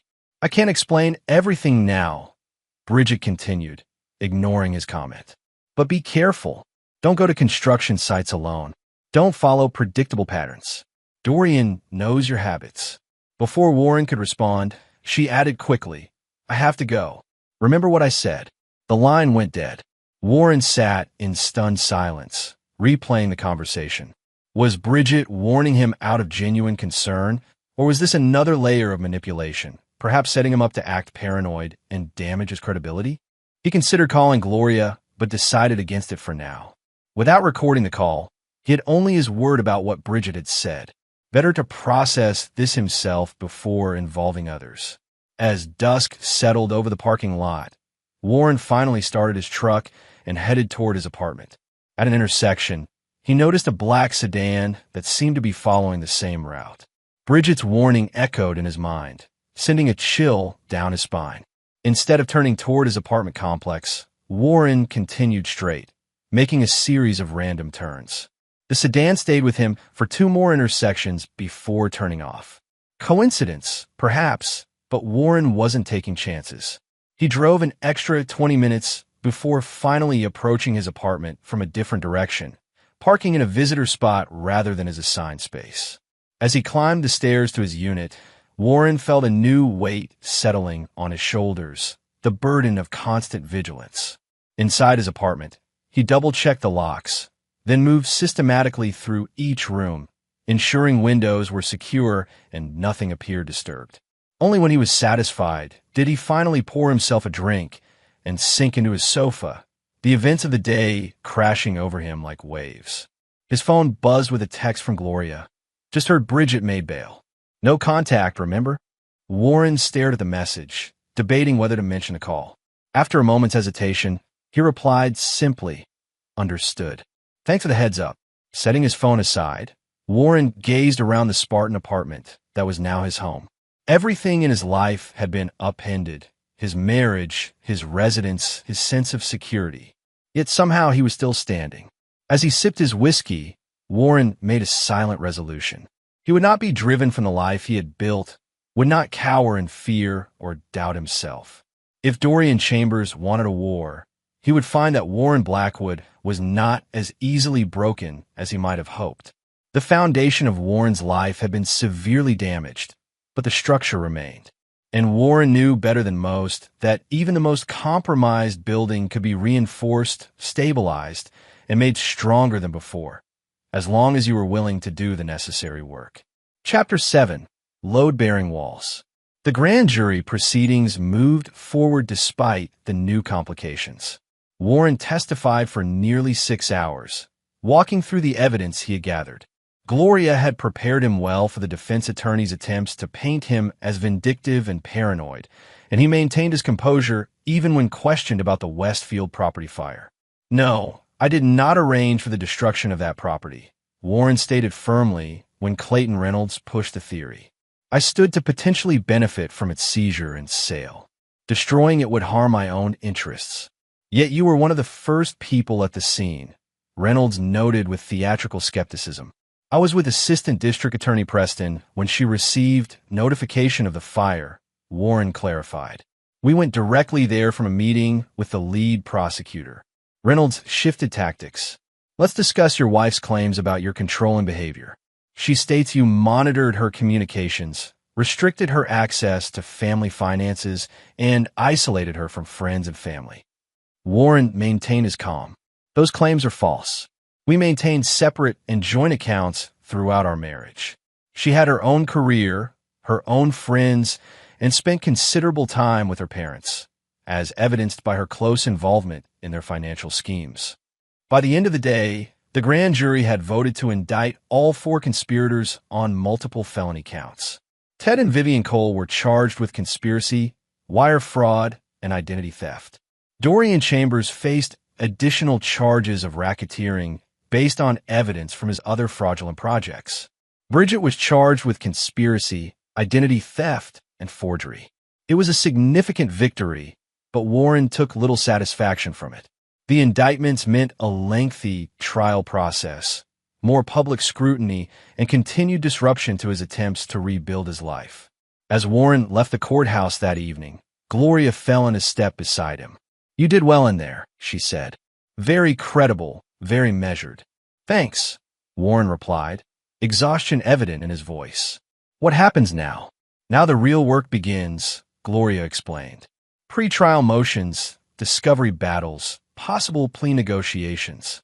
Reynolds will file every delaying tactic he can think of. Warren nodded wearily. How long before this actually goes to trial? 6 to 8 months, realistically, Gloria admitted. Maybe longer. Warren stopped walking. 8 months? I can't put my life on hold that long. Gloria regarded him sympathetically. You don't have to. The case will proceed whether you're watching every minute or not. Focus on rebuilding. Stay available for testimony and evidence authentication, but otherwise, live your life. Easier said than done, Warren replied, especially with the latest development. Gloria frowned. What development? Warren hesitated, then decided Gloria needed to know. Bridget called me yesterday after making bail. Said Dorian is planning something more than legal harassment. Claimed he's talking about me having an accident. Gloria's expression sharpened. You should have told me immediately. Was the call recorded? No, Warren admitted. It came from an unknown number. I wasn't expecting it. This could be serious, or it could be another manipulation tactic, Gloria said thoughtfully. Either way, we need to document it. Come back inside, we'll file a report. After submitting a formal statement about Bridget's call, Warren received a protective order prohibiting any further contact from her. Gloria also arranged for increased patrol near Warren's apartment and workplace. Take reasonable precautions, she advised as they finally left the courthouse. Vary your routes, be aware of your surroundings, report anything suspicious. But don't let fear control your life. Warren nodded, though the warning had already altered his sense of security. Last night's vigilance hadn't been an overreaction. It was his new reality. The next several weeks passed in an uneasy rhythm. Warren focused on rebuilding his business, taking on new projects, and rehiring staff he'd been forced to lay off during the initial scandal. Zach joined the company as planned, showing a natural aptitude for the work that made Warren prouder than he could express. Lily visited on weekends, gradually thawing from her initial anger as she came to understand the full extent of what had happened. She reluctantly admitted to visiting Bridget less frequently as the legal proceedings revealed more details of the conspiracy. It's hard to reconcile the mom I knew with someone who would do these things, she confessed during a Sunday dinner at Warren's apartment. She keeps saying it's all a misunderstanding, that you're twisting everything. Warren chose his words carefully. I can't tell you what to believe, Lily, but the evidence speaks for itself. I know, Lily acknowledged. That's what makes it so difficult. The evidence is pretty damning. Warren's personal life remained largely on hold, though Gloria Preston had become a more frequent presence than strictly required by the case. They occasionally shared meals after legal meetings, their conversations gradually shifting from case details to more personal topics. Warren learned that Gloria was divorced, with a college-age son studying abroad. She had grown up in a working-class family in Pittsburgh, worked her way through law school, and spent 10 years in private practice before joining the district attorney's office. I got tired of helping wealthy people get wealthier, she explained during one dinner. Prosecuting financial crimes lets me fight for people who've been taken advantage of. People like me, Warren observed. Gloria smiled. You're actually quite unusual among victims. Most are so devastated they can barely function, let alone gather evidence and strategize. I had my moments, Warren admitted. Still do, but falling apart wasn't going to solve anything. Their developing friendship provided a welcome counterpoint to the ongoing stress of the case, though Warren was careful to maintain appropriate boundaries given Gloria's professional involvement. For months after the indictments, the first crack appeared in the united defense of the conspirators. Ted Cole, facing the prospect of significant prison time due to his professional position, accepted a plea deal in exchange for comprehensive testimony against the others. Ted flipped, Gloria announced when she called Warren with the news. 15 years with possibility of parole after 7, in exchange for the full story and testimony against Dorian and Vivian. What about Bridget? Warren asked. His testimony implicates her, but he's not required to testify directly against his daughter, Gloria explained. Still, what he's provided corroborates everything you discovered and adds significant details about earlier frauds. Warren processed this development with mixed emotions. So Bridget wasn't mentioned in the plea deal? She gets protection because she's his daughter? Not protection exactly, Gloria clarified. His testimony still damages her case. But he negotiated to avoid being the one to directly testify against her in court. It's not uncommon in family situations. After hanging up, Warren sat at his kitchen table, contemplating this new development. Ted's plea deal increased the pressure on the remaining defendants, potentially accelerating the resolution Warren craved. Yet the family loyalty that allowed Ted to avoid directly condemning his daughter stirred complicated feelings about Warren's own family bonds. His reflections were interrupted by a knock at his door. Cautious since Bridget's warning, Warren checked the peephole before opening the door to find Zach standing there, expression troubled. "Everything okay?" Warren asked, ushering his son inside. Zach paced the small living room before answering. "Mom's lawyer contacted me. They want me to testify about your relationship with Mom, specifically about your controlling behavior and explosive temper." Warren felt as if he'd been punched. "They're trying to get you to testify against me?" "They didn't phrase it that way," Zach replied, dropping onto the sofa. "They said they just want the truth about the family dynamic to come out." Warren fought to keep his voice steady. "What did you tell them?" "That they could go to hell," Zach said flatly. "But Dad, they said if I don't cooperate voluntarily, they'll subpoena me." Warren sat beside his son. "They might, but even under subpoena, you're only required to tell the truth." "I know that," Zach said, "but the truth is complicated, right? I mean, you did have arguments with Mom. You did get frustrated sometimes. Like any married couple," Warren acknowledged. "But I was never abusive or controlling." Zach nodded. "I know that, but they'll twist normal disagreements into something sinister. Make you sound like the bad guy." Warren placed a hand on his son's shoulder. "The evidence of what they did is clear. My occasionally losing my temper during an argument doesn't change that. I just hate being caught in the middle," Zach admitted. "And Lily got the same call. She's really upset." Warren felt a surge of protective anger. Targeting him was one thing. Involving his children was another level entirely. "I'll talk to Gloria," he promised. "See if we can shield you both from this." After Zach left, Warren called Gloria immediately. Her response was measured but concerned. "It's a common tactic," she explained. "Character assassination when the facts aren't in your favor. But involving the children is particularly aggressive. Can we prevent it?" Warren asked. "I'll file motions to limit character testimony to relevant parties," Gloria said. "But I can't guarantee success. The defense can argue that family members have unique insight into behavioral patterns." Warren paced his apartment, frustration building. "So they get to drag my kids into this mess, force them to testify about private family matters? If it comes to that, we'll prepare them thoroughly," Gloria assured him. "But this may be a pressure tactic rather than a genuine strategy. Reynolds knows involving your children would alienate the jury as much as it might help his client." The next day, Warren received another unwelcome surprise. Walking to his truck after a client meeting, he found all 4 tires slashed, with the word liar scratched deeply into the paint of the driver's side door. Warren called the police, then Gloria, photographing the damage while waiting for them to arrive. The responding officer took his report with professional detachment, but Gloria was visibly concerned when she arrived at the scene. "This escalates things," she said, studying the damage. "From legal harassment to physical intimidation. We need to take this seriously." "You think it's connected to Dorian's threats?" Warren asked.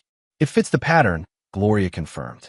"First the legal attacks, then involving your children, now property damage with an explicit message. It's a progression." Warren surveyed his vandalized truck, anger gradually replacing shock. "So what now? I get security cameras, look over my shoulder constantly, hope they don't escalate further." "For starters," Gloria agreed. "But we also use this. Document everything. Add it to our case for witness intimidation." As they discussed next steps, Warren noticed a black sedan driving slowly past. similar to the one he'd spotted after Bridget's warning call. He gestured subtly to Gloria, who noted the vehicle without obvious reaction. "Don't acknowledge that you've seen it," she advised quietly. "But try to get the plate number if it comes back." The sedan circled the block and passed by again. This time, Warren managed to glimpse a partial plate. "That's enough for us to work with," Gloria said when he shared the information. "We'll check traffic cameras in the area, see if we can identify the vehicle." The vandalism incident, while disturbing, provided unexpected momentum to Warren's case. The district attorney's office filed additional charges of witness intimidation against Dorian Chambers based on the pattern of harassment. When the black sedan was identified through traffic cameras and traced to a former employee of Chambers Custom Estates, it strengthened the connection. The pressure increased further when Vivian Cole, following her husband's example, began negotiating her own plea deal. Rather than face trial separately, she offered information about offshore accounts where Dorian had hidden assets from previous frauds. With Ted and Vivian both cooperating, the focus intensified on Dorian and Bridget. Reynolds increased his media campaign, giving interviews portraying his client as the victim of a vengeful husband's campaign to destroy a successful competitor. Mr. Chambers built his business through hard work and innovation, Reynolds told reporters outside the courthouse. Warren Blackwood, unable to compete legitimately, has orchestrated this witch hunt to eliminate a business rival and punish his wife for seeking independence from a controlling relationship. Warren, following Gloria's advice, refused to engage with these accusations publicly. But privately, the constant attacks wore on him. The business he had spent decades building was suffering despite his best efforts, with potential clients hesitant to get involved with someone at the center of such a public scandal. 6 months after the indictments, Warren received an unexpected visitor at his office. His receptionist, Marge, buzzed him on the intercom. "Mr. Blackwood, there's a woman here to see you. Says she used to work for Dorian Chambers. Wouldn't give her name." Warren hesitated, conscious of security concerns. "Did she say what it's about?" "Just that she has information you'd want to hear. Something about evidence." Warren considered his options. Have her wait in the conference room. Call Gloria Preston and ask her to come over if she's available. And Marge, stay within earshot of the conference room. 10 minutes later, Warren entered the conference room to find a woman in her 30s with short dark hair and a nervously professional demeanor. She stood as he entered. "Mr. Blackwood," she greeted him. "Thank you for seeing me. I'm Natalie Reeves. I was Mr. Chambers' office manager for 4 years." Warren maintained a cautious distance. "Ms. Reeves, what can I do for you?" Natalie glanced at the door before answering. "It's more what I can do for you. I have information about Mr. Chambers' activities that wasn't included in the indictment. Information about how he targeted you specifically long before your wife became involved." Warren's interest sharpened, though he kept his expression neutral. "Go on." "Mr. Chambers has a system," Natalie explained. "He identifies potential marks based on their assets and vulnerabilities. Your name was in his target file 2 years before the affair with your wife began." "Target file," Warren repeated. Natalie nodded. "He keeps detailed research on potential victims. Financial records, personal habits, family information. You were flagged because of your property assets and your connection to Theodore Cole through your wife." "You've seen this file?" Warren asked. "I helped compile it," Natalie admitted, a flash of shame crossing her face. "I didn't understand the full purpose at first. By the time I realized what was happening, I was already implicated." "Why are you telling me this now?" Natalie hesitated.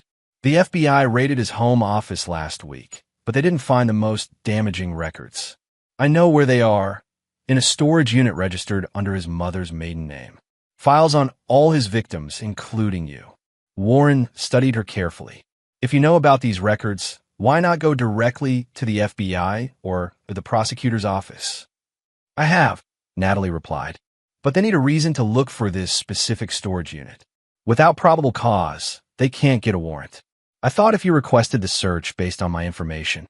The conference room door opened and Gloria entered. Warren made quick introductions before asking Natalie to repeat her story. Gloria listened intently, occasionally asking clarifying questions.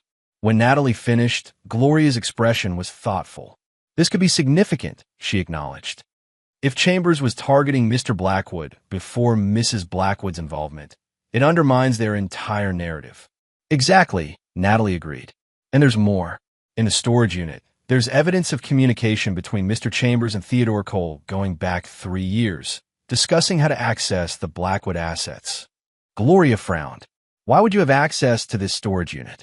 I didn't initially, Natalie explained. But after the arrests, Mr. Chambers needed someone he trusted to move sensitive documents. I was still working for him then, and he believed I was loyal. And why aren't you loyal now? Warren asked directly. Natalie met his gaze. Because I've seen what he does to people who trust him. When things get difficult, he finds scapegoats. With the case building against him, I know I'll be next. Gloria exchanged a look with Warren before addressing Natalie again. We'll need you to make a formal statement. And if this pans out, you'll likely be called to testify. Understand, Natalie replied. I'm prepared for that. After Gloria took Natalie to the district attorney's office to provide her statement, Warren remained in the conference room, processing this new information. If Natalie was telling the truth, Dorian had targeted him long before the affair with Bridget began. The betrayal reached back further than he had imagined. The storage unit proved to be exactly as Natalie had described. FBI agents, armed with a warrant based on her testimony, discovered extensive files on numerous victims, including a thick folder labeled Blackwood Operation. The documents detailed a years-long plan to access Warren's assets through his father-in-law and, later, through his wife. Most damning were emails between Dorian and Ted dating back 3 years, explicitly discussing Warren as a target.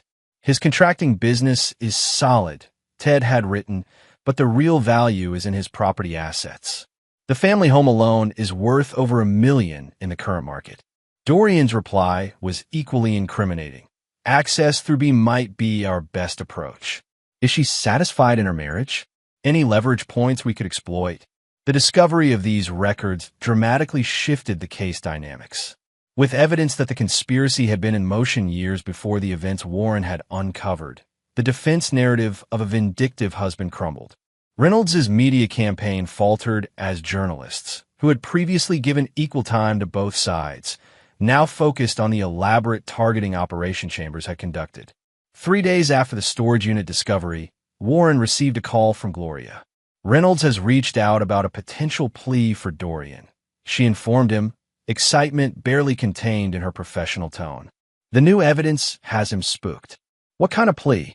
Warren asked cautiously. 20 years. Eligible for parole after 12, Gloria detailed. Full restitution to all identified victims, including the equity from your house sale. And he provides comprehensive testimony about all co-conspirators. Warren absorbed this, including Bridget, especially Bridget, Gloria confirmed. He's offering to detail how he cultivated the relationship specifically to gain access to your assets. Warren felt a complex wave of emotions. Vindication mixed with renewed pain at the calculated nature of Bridget's betrayal. He's throwing her under the bus to save himself. That's how these cases typically resolve, Gloria acknowledged. The higher-level conspirators offer up the others to reduce their own exposure. After a moment's consideration, Warren asked, what happens to Bridget if he testifies against her? With his testimony and the existing evidence, she's looking at 8 to 10 years, Gloria replied. Unless she also takes a plea. Warren closed his eyes, imagining the mother of his children spending a decade in prison. Despite everything, the image was painful. Is there any way to separate the restitution issue from her sentence? He asked finally. I want my money back and I want justice, but I'm not sure I want Zach and Lily's mother in prison for 10 years. Gloria was silent for a moment. There might be options. I can speak with her attorney about a plea that focuses on financial penalties and probation rather than incarceration. But Warren, she added cautiously, are you sure that's what you want? After everything she did, Warren thought about the home he'd lost, the trust that had been violated, the pain his children had experienced. But he also thought about the future, his future and theirs. I've spent my life building things, he said finally. I don't know that destroying Bridget completely serves any purpose now. Not with Dorian facing serious time. I'll see what we can arrange, Gloria promised. But the final decision will be up to the judge. 2 weeks later, plea agreements were finalized for all parties. Dorian Chambers received 18 years with no possibility of parole for 10. The assets from his various fraud schemes were seized for victim restitution, including the property where the burnt mansion had stood. Bridget, in exchange for a full confession and forfeiture of all assets gained through the conspiracy, received 5 years, with all but 1 year suspended in favor of probation and community service. The judge, persuaded by arguments about family reconciliation and Warren's unusual advocacy for leniency, agreed that extended incarceration served no additional purpose given the circumstances. On the day of sentencing, Warren attended court with Zach and Lily. They sat together as the judge delivered the sentences, maintaining composure as legal language formalized the dissolution of their family structure. When it was over, Bridget was allowed a moment with her children before being taken into custody to begin her 1-year sentence. Warren stood back, giving them privacy for their emotional goodbyes. As Bridget was led away, she caught Warren's eye across the courtroom. In that brief moment, something passed between them. Not forgiveness exactly, but a tacit acknowledgement of the history they shared and the separate paths that lay ahead. Outside the courthouse, reporters clamored for statements. Warren declined to comment, escorting his children to a quiet coffee shop several blocks away where they could process the day's events in peace. "I don't understand why you push for a lighter sentence for Mom," Lily admitted as they sat together. After what she did, Warren considered his answer carefully. Punishing your mother more severely wouldn't undo the damage or return what was lost. At some point, you have to decide what serves the future rather than avenging the past. Zach studied his father with newfound respect. "That's pretty evolved, Dad." Warren smiled slightly. "Don't give me too much credit. I had plenty of moments wanting them all to suffer. But eventually, you have to choose what kind of foundation you want to build on going forward." As they talked, Warren's phone buzzed with a text from Gloria. "Restitution order signed. Property assets returning to you, including house sale proceeds. Congratulations." Warren showed the message to his children, who responded with cautious optimism. "So we get the money back," Zach noted. "But not the house itself?" "The house is gone," Warren acknowledged. "But we could build something new." Lily tilted her head questioningly. "What do you mean?" Warren hesitated, then shared the idea that had been forming in his mind. "The Westfield property, the one where they were building their mansion. It's being transferred to me as part of the restitution. I've been thinking about what to do with it." "Sell it," Zach suggested. "I could," Warren agreed. "But I've also considered building something there. Not a mansion, but a home. Maybe one with separate spaces for when you both visit. A fresh start on our own terms." Lily smiled for the first time that day. "I'd like that. Something we designed together." "Exactly," Warren confirmed. "Blackwood Family Project. If you're interested, Zach, it could be your first major architectural exercise." Zach's eyes lit up. "Seriously? You let me design it?" With supervision, Warren qualified with a smile. "But yes, time to put that expensive education to work." As they began discussing possibilities, Warren felt a weight lifting that had been pressing on him for months. The road ahead wasn't clear or easy.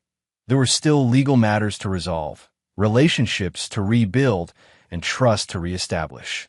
But for the first time since discovering Bridget's betrayal, Warren could envision a future not defined by what he had lost, but by what he might yet build. Chapter 8. Structural Integrity. The year following the sentencing brought gradual stability to Warren's life. With the legal proceedings largely concluded, he focused on rebuilding his business and strengthening relationships with his children. The restitution from Dorian's assets provided financial security, though Warren found the emotional recovery more challenging than the financial one. He sold his downtown apartment and moved temporarily into a rental house while plans for the Westfield property developed. Zach, embracing the opportunity to design the new home, produced increasingly sophisticated drafts under Warren's guidance. Lily contributed ideas for the landscape design, envisioning gardens and outdoor spaces that reflected their family's new beginning. Warren maintained limited contact with Bridget during her incarceration, primarily coordinating her communications with the children. The woman he encountered during occasional prison visits seemed genuinely remorseful, though Warren remained cautious about interpreting her apparent transformation. She asks about you, Lily mentioned after one visiting day. Want to know if you're doing okay. Warren nodded noncommittally. I'm fine. Better every day. She seems different, Lily continued tentatively. More like the mom I remember from when we were kids. Prison has a way of clarifying priorities, Warren replied, neither endorsing nor dismissing Bridget's apparent change of heart. Time will tell if it's lasting. 8 months into Bridget's sentence, Warren received an unexpected letter from her. Unlike their procedural communications about the children, this one was deeply personal. I've had a lot of time to think about what I did and why, she wrote. There's no excuse for betraying you and our family. I convinced myself I deserved more, that you were somehow holding me back, but the truth was simpler and uglier. I was selfish and easily manipulated by Dorian's promises. Warren read the letter several times, unsure how to respond, or even if he should. Part of him wanted to dismiss it as another manipulation, but the raw honesty seemed genuine. After deliberating for days, he composed a brief, measured reply. Thank you for your letter. I appreciate your taking responsibility. We can't change the past, but I hope you find peace with it. The kids are doing well and looking forward to your release. It wasn't forgiveness, but it was acknowledgement, a small step toward whatever their relationship would become in the future. Meanwhile, Warren's friendship with Gloria Preston evolved cautiously. With the major legal hurdles cleared, the professional barriers between them diminished. They began seeing each other socially, though both were careful to move slowly, given the circumstances of their meeting. I don't usually date former clients, Gloria admitted during a dinner at her home, 6 months after the sentencing. And I don't usually date prosecutors, Warren countered with a smile. But these aren't usual circumstances. Gloria regarded him thoughtfully. Are you sure you're ready for this? After everything with Bridget, Warren considered the question seriously. I'm not the same person I was before all this happened. I'm more cautious, more observant. But I'm also not willing to let what happened define the rest of my life. Fair enough, Gloria replied. But there's no rush. We both have complicated lives, demanding careers. Their relationship developed gradually over the following months, built on mutual respect and shared experiences rather than the intense chemistry that had characterized Warren's early relationship with Bridget. Warren found comfort in Gloria's straightforward nature and integrity, qualities he now valued above all others. As the anniversary of the restaurant confrontation approached, Warren stood on the Westfield property, surveying the progress of what would become his new home. The charred remains of Dorian's grand design had been cleared away, replaced by the foundation of a more modest but thoughtfully designed structure. Zach, now working part-time for Warren's company while completing his degree, pointed out features of the emerging building. We've oriented the main living spaces to capture the best views, but without the ostentation of Chambers' design. And here, he indicated a wing extending from the main structure, separate guest quarters that could eventually become an in-law suite if needed. Warren nodded approvingly. You've thought of everything. Not everything, Zach admitted, but I'm learning. This project has taught me more than 2 years of classes. As they walked the property, Warren's phone rang. It was Gloria. I just received interesting news, she said after they exchanged greetings. Dorian Chambers was transferred to maximum security yesterday after an incident at the medium security facility. What kind of incident? Warren asked. Apparently, he tried to bribe a guard to smuggle in contraband. When that failed, he threatened the guard's family. Gloria's tone was serious. He's not adapting well to incarceration. Warren absorbed this information with a complex mix of emotions. I'm not surprised. Men like Dorian believe rules don't apply to them. There's more, Gloria continued.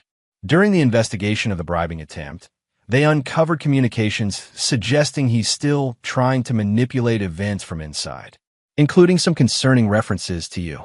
Warren tensed. What kind of references? Nothing explicitly threatening, Gloria clarified. But he's apparently fixated on you as the source of his downfall. The prison psychologist has flagged it as a concerning obsession. Warren glanced at Zach, who was examining construction details nearby, oblivious to the conversation. Should I be worried? Not immediately, Gloria assured him. He's now in a much more restrictive environment with all communications monitored. But I wanted you to be aware. After hanging up, Warren rejoined Zach, his mind turning over this new information. Despite Dorian's incarceration and the dismantling of his schemes, the man's toxic influence continued to ripple outward. Warren wondered if he would ever truly be free of the shadow cast by the conspiracy. 2 weeks later, Warren received another update, this time from an unexpected source. Harold Moss, Ted Cole's former business partner, requested a meeting at Warren's office. I've been sorting through the wreckage of the accounting firm, Harold explained as they sat in Warren's conference room. Try to make restitution to clients who were defrauded by Ted's schemes. Warren nodded sympathetically. Can't be easy cleaning up someone else's mess. It's not, Harold agreed. But that's not why I'm here. In reviewing old files, I found something concerning. Something related to Dorian Chambers' original targeting of you. Warren leaned forward. I'm listening. Harold placed a folder on the table. These are emails between Ted and Dorian from 3 years ago. They discuss accessing your assets through Bridget, as you already know. But there's something that wasn't included in the trial evidence. Something about a contingency plan if you proved more resistant than expected. Warren opened the folder, scanning the printed emails. The exchanges were familiar until he reached one dated a few months before he discovered the conspiracy. B is on board, but W showing unexpected resistance to property sale, Ted had written. Might need to implement contingency. D says he has resources if needed. Dorian's reply was chilling. Resources standing by. If financial pressure insufficient, other methods available. Property can be transferred in multiple ways. Preference is voluntary, but not required. Warren looked up at Harold. This sounds like they were considering more than fraud. Harold nodded grimly. That was my reading as well. When the property sale wasn't proceeding as quickly as they wanted, they were exploring other options, possibly including physical harm. Why wasn't this included in the evidence? Warren asked. It was in a hidden email account I only recently discovered, Harold explained. Ted had dozens of aliases for different aspects of his schemes. This particular account was dedicated to the most sensitive communications. Warren studied the emails again. If they were willing to consider harming me then, what about now? Dorian has even more reason to hold a grudge. That's why I brought these to you, Harold said. I've already forwarded copies to the prosecutor's office, but I thought you should be personally aware. After Harold departed, Warren called Gloria to discuss the emails.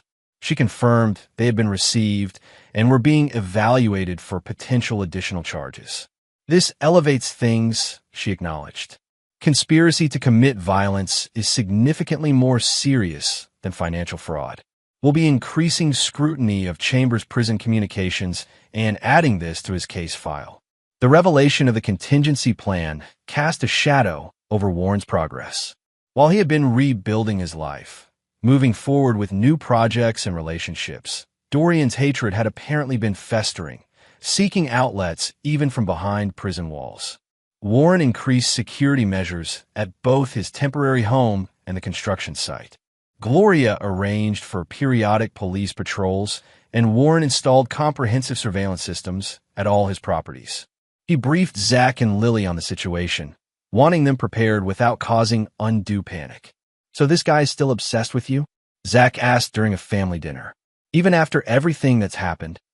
Some people can't accept responsibility for their own failures, Warren explained. It's easier for Dorian to blame me than to acknowledge his own choices led him here. Lily looked worried. But he's in maximum security now, right? He can't actually do anything. Probably not directly, Warren acknowledged. But people like Dorian have connections. We're just being cautious. Despite the lingering threat, Warren refused to put his life on hold. The construction of the new house continued. His business thrived with several major contracts, and his relationship with Gloria deepened. They began discussing a future together, albeit tentatively. I never expected to find something like this after my divorce, Gloria admitted one evening as they walked the perimeter of the nearly completed house. Especially not with someone I met through a case. Warren squeezed her hand. Sometimes foundations appear in unexpected places. 3 weeks before Bridget's scheduled release, Warren received a request to visit her at the prison. He hesitated, unsure whether direct contact would be productive for either of them. After discussing it with Gloria and the children, he decided to go. The woman who sat across from him in the prison visiting room bore little resemblance to the confident, sometimes arrogant wife he had known. Bridget's copper hair had dulled somewhat, and the carefully maintained polish she had always cultivated was noticeably absent. "Thank you for coming," she began, her voice steadier than her appearance suggested. "I wasn't sure you would." "Neither was I," Warren admitted. "What did you want to discuss?" Bridget folded her hands on the table. "I'm being released soon. I wanted to talk about what happens next with the kids, with our legal arrangements, all of it." Warren nodded. "I've arranged for the remainder of your personal belongings to be delivered to your parents' house. Zach and Lily know you'll be out soon. They'll contact you when they're ready." "And you?" Bridget asked cautiously. "Where do we stand?" Warren considered his response carefully. "We're divorced. The legal matters are resolved. Beyond necessary interactions regarding the children, I don't see that we have much to discuss." Bridget nodded, accepting this assessment. "That's fair. But there's something else you should know." She leaned forward slightly. "I've been receiving letters from Dorian." Warren's attention sharpened. "Letters? How?" "He's in maximum security with monitored communications. They come through a former associate of his," Bridget explained. "Someone who visits other inmates and passes messages." "Warren, he's still fixated on you, still blaming you for everything." "I'm aware," Warren replied, thinking of Harold's discovery. "Gloria, ADA Preston, informed me about his obsession." Bridget's expression grew more urgent. "It's worse than an obsession. He's making plans, Warren. In his letters, he talks about people on the outside who owe him favors. People who are willing to act on his behalf." Warren studied her face, looking for signs of manipulation or deceit. "Why are you telling me this? Why not take it to the authorities?" "I have," Bridget assured him. "I've given copies of everything to my lawyer. But I wanted to warn you personally. I know you have no reason to trust me, but—" She paused, seeming to struggle with her words. "Despite everything, I don't want to see you harmed. The children need their father." Warren absorbed this, his skepticism warring with the apparent sincerity of her warning. "What exactly has he suggested in these letters?" "He's referenced your new house, the one you're building on what was supposed to be our property. He knows the layout, Warren. He's mentioned specific details about the construction." Bridget's voice dropped lower. "And he's talked about making sure you never get to enjoy it." A chill ran through Warren. The only way Dorian could know details about the house design would be through someone with access to the construction site or the architectural plans. "When did you receive the most recent letter?" he asked. 3 days ago, Bridget replied. "I've asked my lawyer to forward everything to ADA Preston immediately." Warren nodded, already mentally reviewing who had access to the property and plans. "I appreciate the warning," he said finally. "Whatever else has happened between us, I believe you're sincere about this." As he stood to leave, Bridget looked up at him. "Warren, be careful. Dorian doesn't just want revenge. He wants to destroy everything you've built, literally and figuratively." That evening, Warren met with Gloria at her office, where she was reviewing the letters Bridget had provided. "These are concerning," Gloria acknowledged, spreading the pages across her desk. "The level of detail about your new house, your routines, even your relationship with me. He's definitely getting information from someone with close access." Warren paced the office. "I've been thinking about who could be feeding him information. The construction crew changes depending on the phase, but there are a few constants: the foreman, the project manager, a couple of senior craftsmen." "What about your office staff?" Gloria suggested. "Someone that would have access to plans, schedules, contracts." Warren frowned. "Most have been with me for years. I trust them."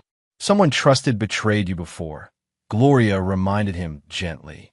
Warren acknowledged this painful truth with a nod. "What's the next step? Can you increase his restrictions based on these letters?" "We're already working on it," Gloria assured him. "The prison is conducting a full investigation into how he's sending unauthorized communications. But we also need to identify his outside contact, the person providing information and potentially planning to act on his behalf. That night, unable to sleep, Warren reviewed security footage from the construction site. Hours of mundane activity revealed nothing suspicious until he noticed a pattern. A delivery truck from a building supply company appeared regularly, often staying longer than typical for standard deliveries. The driver frequently wandered the site, taking what appeared to be casual interest in the construction details. Warren zoomed in on the driver's face, not recognizing him initially. Then, checking older footage, he realized the man had changed his appearance over time. Shorter hair, added beard, different clothing styles. But certain mannerisms remained consistent. He called Gloria immediately, despite the late hour. "I think I've identified Dorian's contact," he said without preamble when she answered. Walt Jenkins, the foreman who worked for Dorian on the original mansion project. "He's disguised himself and gotten hired by our building supplier." "Are you certain?" Gloria asked, fully alert despite being woken. "Reasonably," Warren confirmed. "He's been regularly on site, taking unusual interest in construction details, and has changed his appearance multiple times. It fits Bridget's warning about someone feeding Dorian information." "Don't approach him," Gloria warned. "I'll contact the detective handling the case immediately. We need surveillance on this person before making any moves." The next morning, Warren adjusted work schedules to ensure neither he nor Zach would be at the construction site. He cited inspection issues as the reason, not wanting to alarm the crew or tip off Walt. Gloria arranged for undercover officers to monitor the property while detectives investigated the delivery driver's identity. By afternoon, Gloria's suspicions were confirmed. The driver was indeed Walter Jenkins, former foreman for Chambers Custom Estates. More concerning, Jenkins had a criminal record that included assault charges that had been mysteriously dropped, likely due to Dorian's influence. "We've got enough to bring him in for questioning," Gloria informed Warren by phone. "The surveillance team is watching him now, waiting for the right moment to make the arrest without creating a scene." Warren's relief was short-lived. Just after sunset, he received an urgent call from the police detective. "Jenkins made an unscheduled delivery to your construction site," the detective reported. "He spent approximately 15 minutes inside the structure before leaving. Officers followed, but lost him in traffic. We've secured the site and are bringing in bomb squad as a precaution." Warren's heart raced. "Bomb squad? You think he planted explosives?" "We don't know," the detective admitted. "But given the threats and his suspicious behavior, we're not taking chances. Stay away from the property until we give the all clear." Warren spent an agonizing night waiting for updates. The bomb squad found no explosives, but did discover something potentially more sinister. Critical support structures in the new house had been subtly compromised. Load-bearing elements had been partially cut or weakened, not enough to cause immediate collapse, but sufficient to ensure catastrophic failure once the house was completed and occupied. "This is attempted murder," Gloria stated flatly when they reviewed the findings the next morning. He was setting up a delayed structural failure that would likely have killed anyone inside when it eventually collapsed. A statewide manhunt for Jenkins began immediately. His apartment yielded further evidence of the plot, including architectural plans of Warren's new house with key structural points marked and a series of coded letters from Dorian detailing the sabotage plan. 3 days later, Jenkins was apprehended attempting to cross into Canada. Under questioning, he revealed the full extent of Dorian's revenge plan. The structural sabotage was just Phase 1. Phase 2 involved similar attacks on Warren's current residence and business property. The ultimate goal was to destroy everything Warren had built: his home, his business, his reputation, and ultimately his life. With Jenkins in custody and new charges filed against Dorian, the immediate threat subsided. Warren hired structural engineers to thoroughly inspect and repair the damage to the new house, implementing additional reinforcements beyond code requirements as a precaution. The incident resulted in increased security at the prison housing Dorian, with all his privileges revoked and his communications severely restricted. The investigation uncovered 3 prison employees who had been helping him communicate with the outside world, all of whom faced criminal charges themselves. As the dust settled, Warren found the near miss had clarified his priorities. Life was too unpredictable, too precious to waste on lingering resentments or delayed happiness. He accelerated construction on the new house, eager to complete the project that had become a symbol of his resilience. When Bridget was released from prison, Warren met with her briefly to express gratitude for her warning. Their interaction was cordial but distant, both acknowledging that their paths had permanently diverged. She moved in temporarily with her parents, focusing on rebuilding her relationship with Zach and Lily while exploring employment options compatible with her probation terms. 6 months after Jenkins' arrest, Warren stood in the completed great room of his new house, surveying the space that had nearly become a death trap, but instead emerged as a testament to careful reconstruction. The design, a collaboration between father and his son, balanced modern aesthetics with traditional craftsmanship. Large windows capturing the spectacular views, open spaces encouraging family gatherings, and private areas providing necessary retreat. Zach stood beside him, pride evident in his posture. "What do you think, Dad? Worth all the trouble?" Warren placed a hand on his son's shoulder. "More than worth it. You've created something exceptional here." "We created it," Zach corrected. "I couldn't have done it without your guidance." As they walked through the house, making final preparations for the housewarming party planned for the weekend, Warren reflected on the journey that had brought him here. The betrayal that had nearly destroyed him had instead forced him to rebuild stronger foundations in his home, his business, and his relationships. The housewarming gathering was deliberately intimate. Zach and Lily, Gloria, a few close friends and trusted colleagues. No grand statements or public declarations, just quiet celebration of resilience and new beginnings. During a quiet moment on the terrace overlooking the property, Gloria joined Warren as he gazed at the sunset. "Penny for your thoughts," she said, handing him a glass of wine. Warren smiled, accepting the glass. "Just thinking about foundations, how you never really know their strength until they're tested." Gloria nodded, understanding the metaphor. "And yours held." Eventually, Warren acknowledged, with some necessary reinforcement. They stood in comfortable silence, watching the colors shift across the sky. Finally, Warren turned to face her. "I've been meaning to ask you something," he began. "This house has plenty of space, and you mentioned your lease is ending next month." Gloria raised an eyebrow.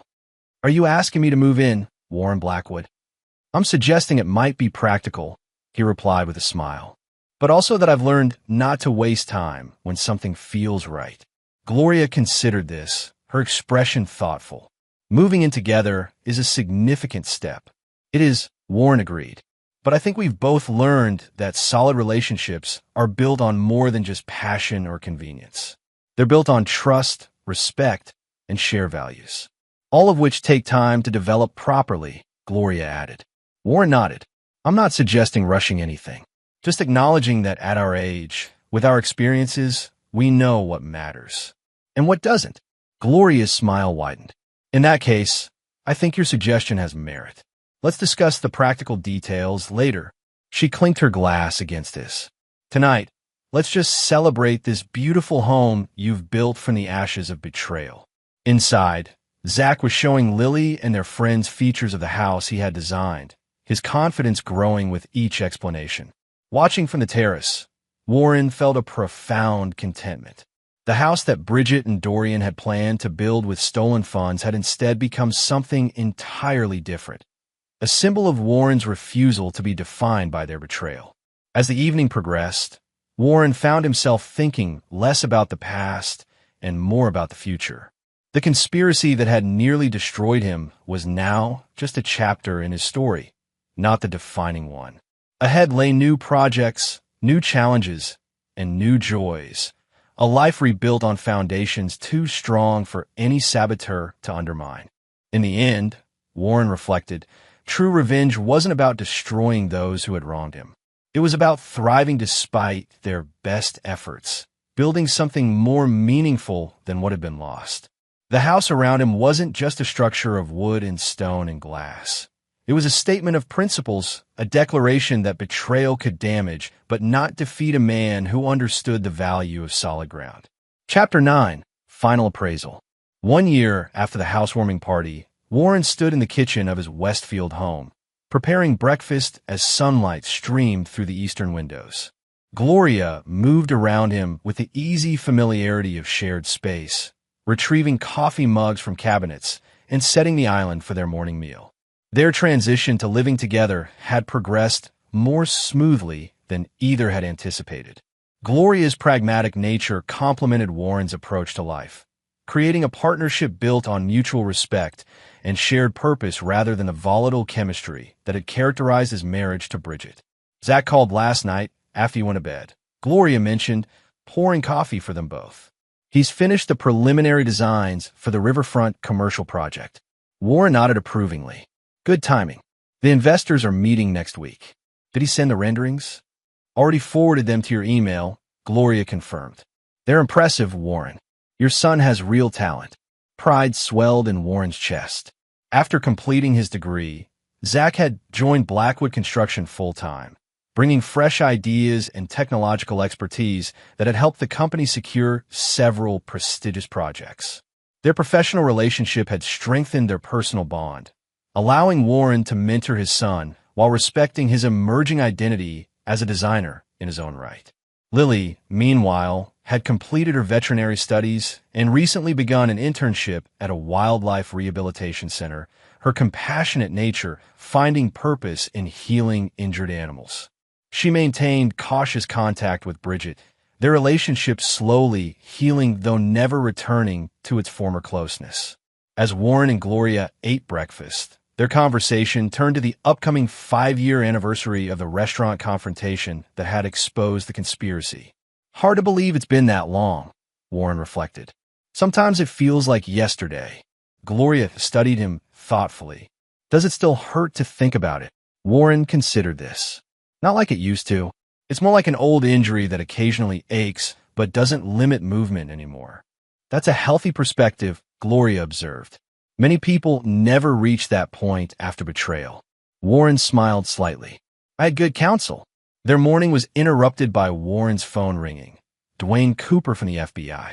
Warren, Dwayne greeted him, his tone professionally serious. Sorry to disturb your weekend, but there's a development you should know about. Dorian Chambers was involved in a prison altercation yesterday. He's in critical condition. Warren absorbed this news with surprising neutrality. What happened? Details are still emerging, but it appears he attempted to establish a power position with the wrong group of inmates. The beating was severe, punctured lung, intracranial bleeding, multiple fractures. Will he survive?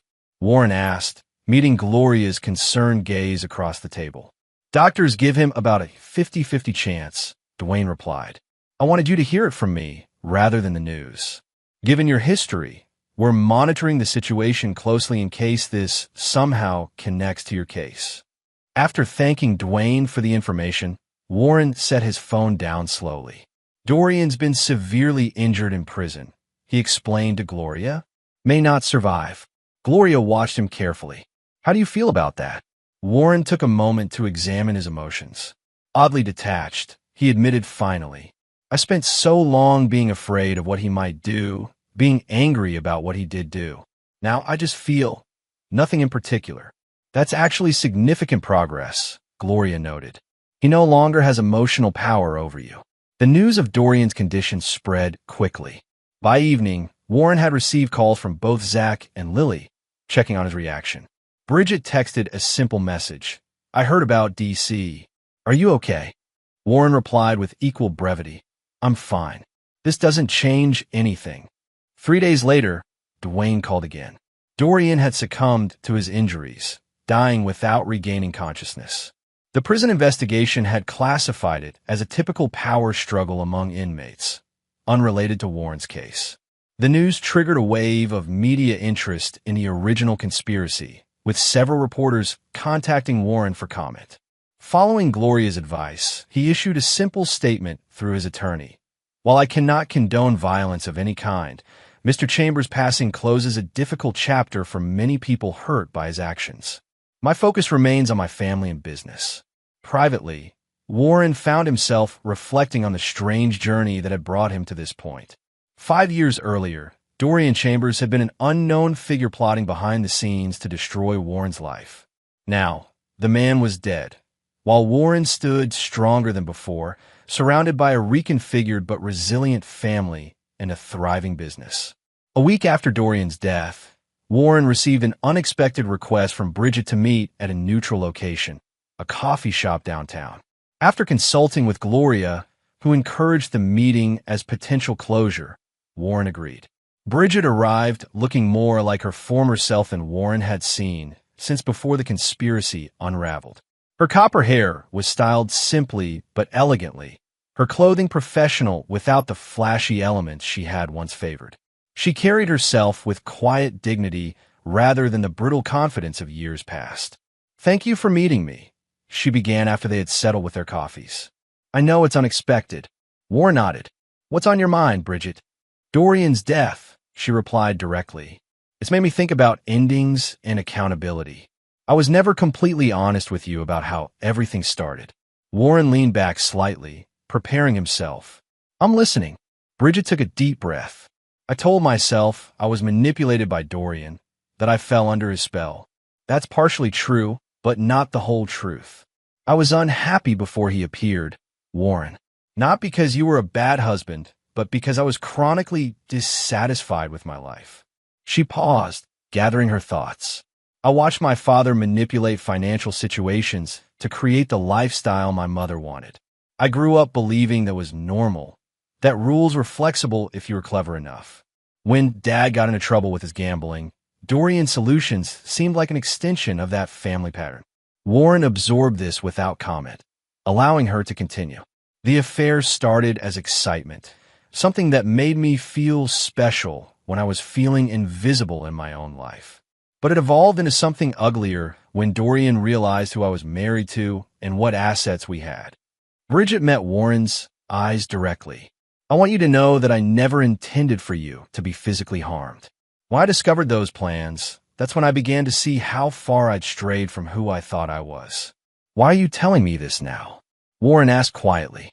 "Because with Dorian gone, there's no one left to blame but myself," Bridget replied. "And because I want our children to see that I can take full responsibility without excuses." She paused. "Also because you deserved better than the story I told myself to justify what I did."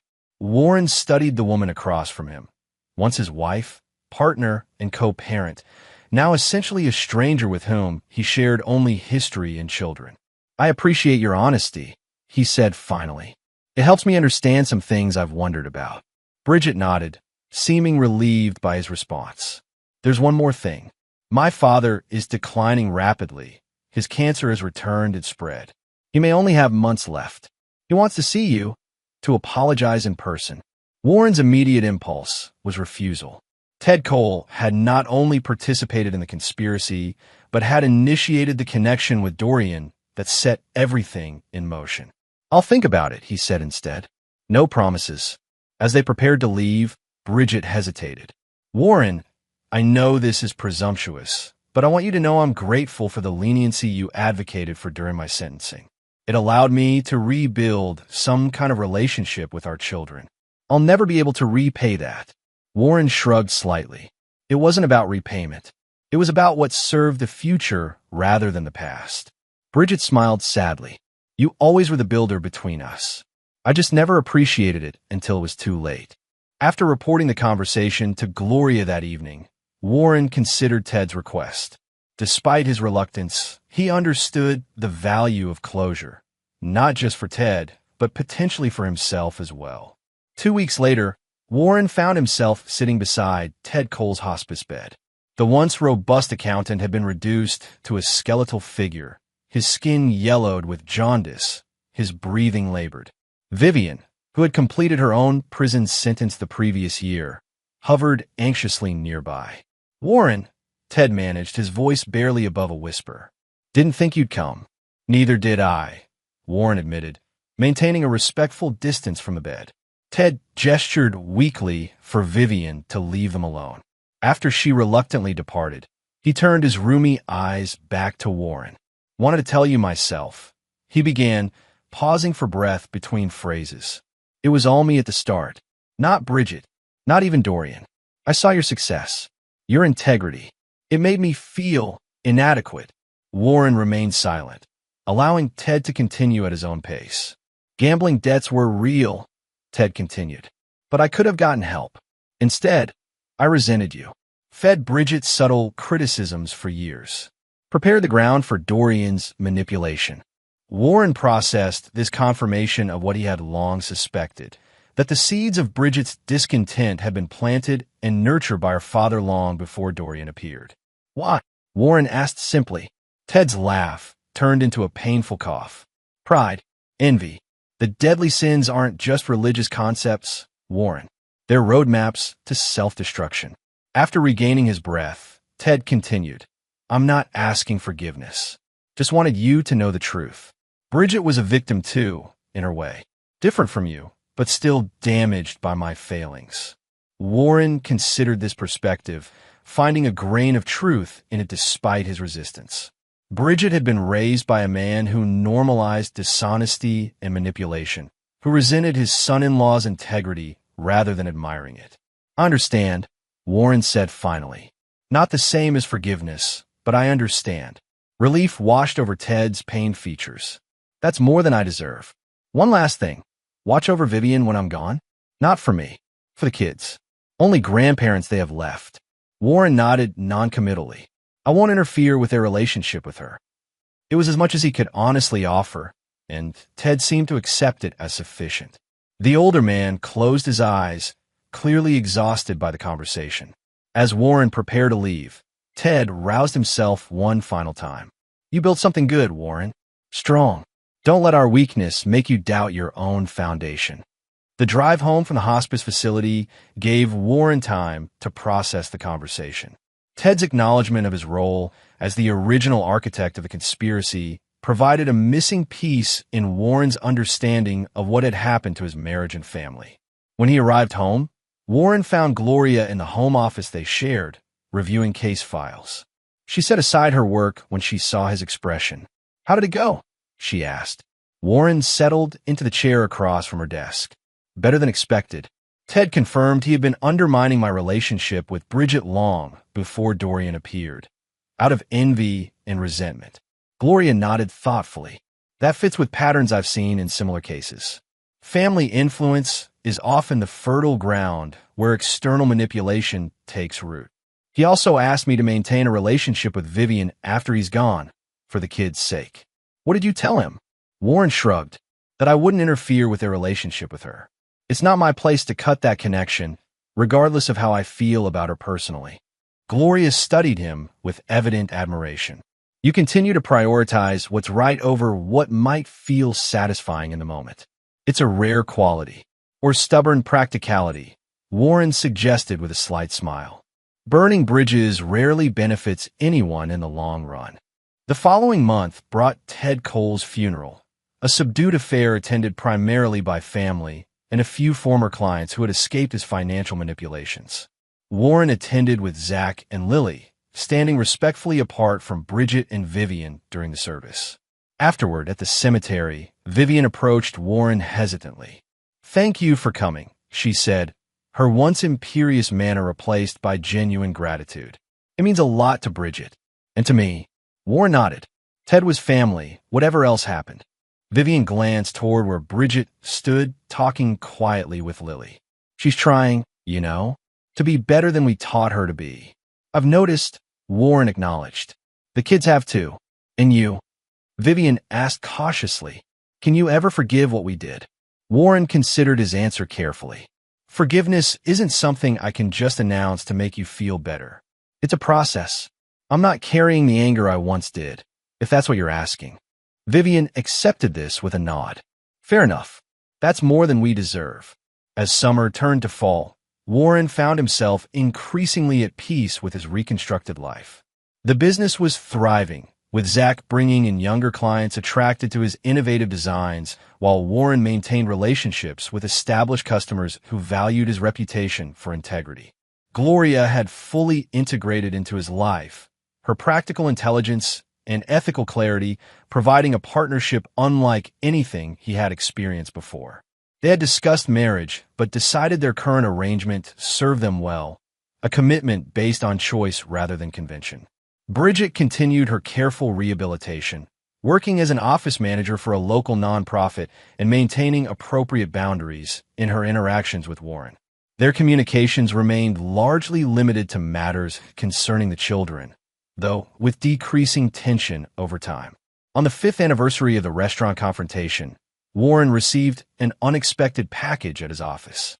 Inside was a framed architectural drawing of his current home, Zach's original concept sketch, professionally matted and preserved. The accompanying note read, "5 years ago today, you exposed a conspiracy that could have destroyed you. Instead, you built something stronger from the ruins. This house represents not just your resilience, but your fundamental character, solid, thoughtful, and built to last. With pride and gratitude, Zach and Lily." Warren studied the drawing, remembering the uncertain days when it had been created, when the property had represented both loss and possibility. Now, it was simply home, not just the structure itself, but the life he had constructed within its walls. That evening, as Warren and Gloria hosted Zach, Lily, and a few close friends for dinner, Warren found himself surveying the gathering with profound contentment. The betrayal that had nearly destroyed him had instead forced him to examine the true foundations of his life and rebuild them more carefully. During a quiet moment, Gloria found him standing on the terrace, gazing at the night sky. "Penny for your thoughts," she said, echoing their exchange from years earlier. Warren smiled, drawing her close. "Just appreciating the view and the journey that brought us here." "Any regrets?" she asked, leaning into his embrace. Warren considered this. "About how things unfolded." "Many. About where I've ended up." He shook his head. "Not one."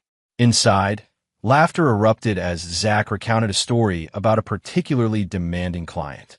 Lily's voice joined in, followed by the warm murmur of friendly conversation. Through the glass doors, Warren could see these people who formed the core of his reconstructed life. Not the family he had once envisioned, but one that had been tested and proven resilient. The house around them, built on the very ground where Dorian and Bridget had planned to construct their monument to betrayal, stood as tangible proof that destruction could be transformed into creation. What had been intended as the centerpiece of Warren's financial ruin had instead become the symbol of his reclaimed strength. Warren Blackwood, contractor and builder, had learned through painful experience that the most important foundations weren't laid in concrete and steel, but in honesty, integrity, and the courage to begin again when everything seemed lost. The house of cards his wife and her conspirators had constructed had collapsed spectacularly, while the structures Warren built, both physical and relational, stood solid against the storms that had tested them. As he rejoined the gathering inside, accepting a glass of wine and settling into the comfortable rhythm of conversation, Warren reflected that true revenge wasn't found in the downfall of those who had wronged him. It lived in his refusal to be defined by their betrayal, in his determination to build something worthy on the ground they had tried to claim. In the end, the house they had never built had given way to something far more valuable. A home, in every sense of the word, constructed not from stolen resources, but from hard-won wisdom and genuine connection. It was a foundation that would last, supporting not just the present moment, but all the future Warren had once feared lost. A future now spread before him like an architect's drawing, full of possibility and sound design. And there you have it. Another story comes to an end. What did you think? I'd love to hear your thoughts in the comments below. If you enjoy this story, consider joining our community by subscribing. It means the world to us. For more stories like this one, check out the recommended videos on screen, and I'll see you there.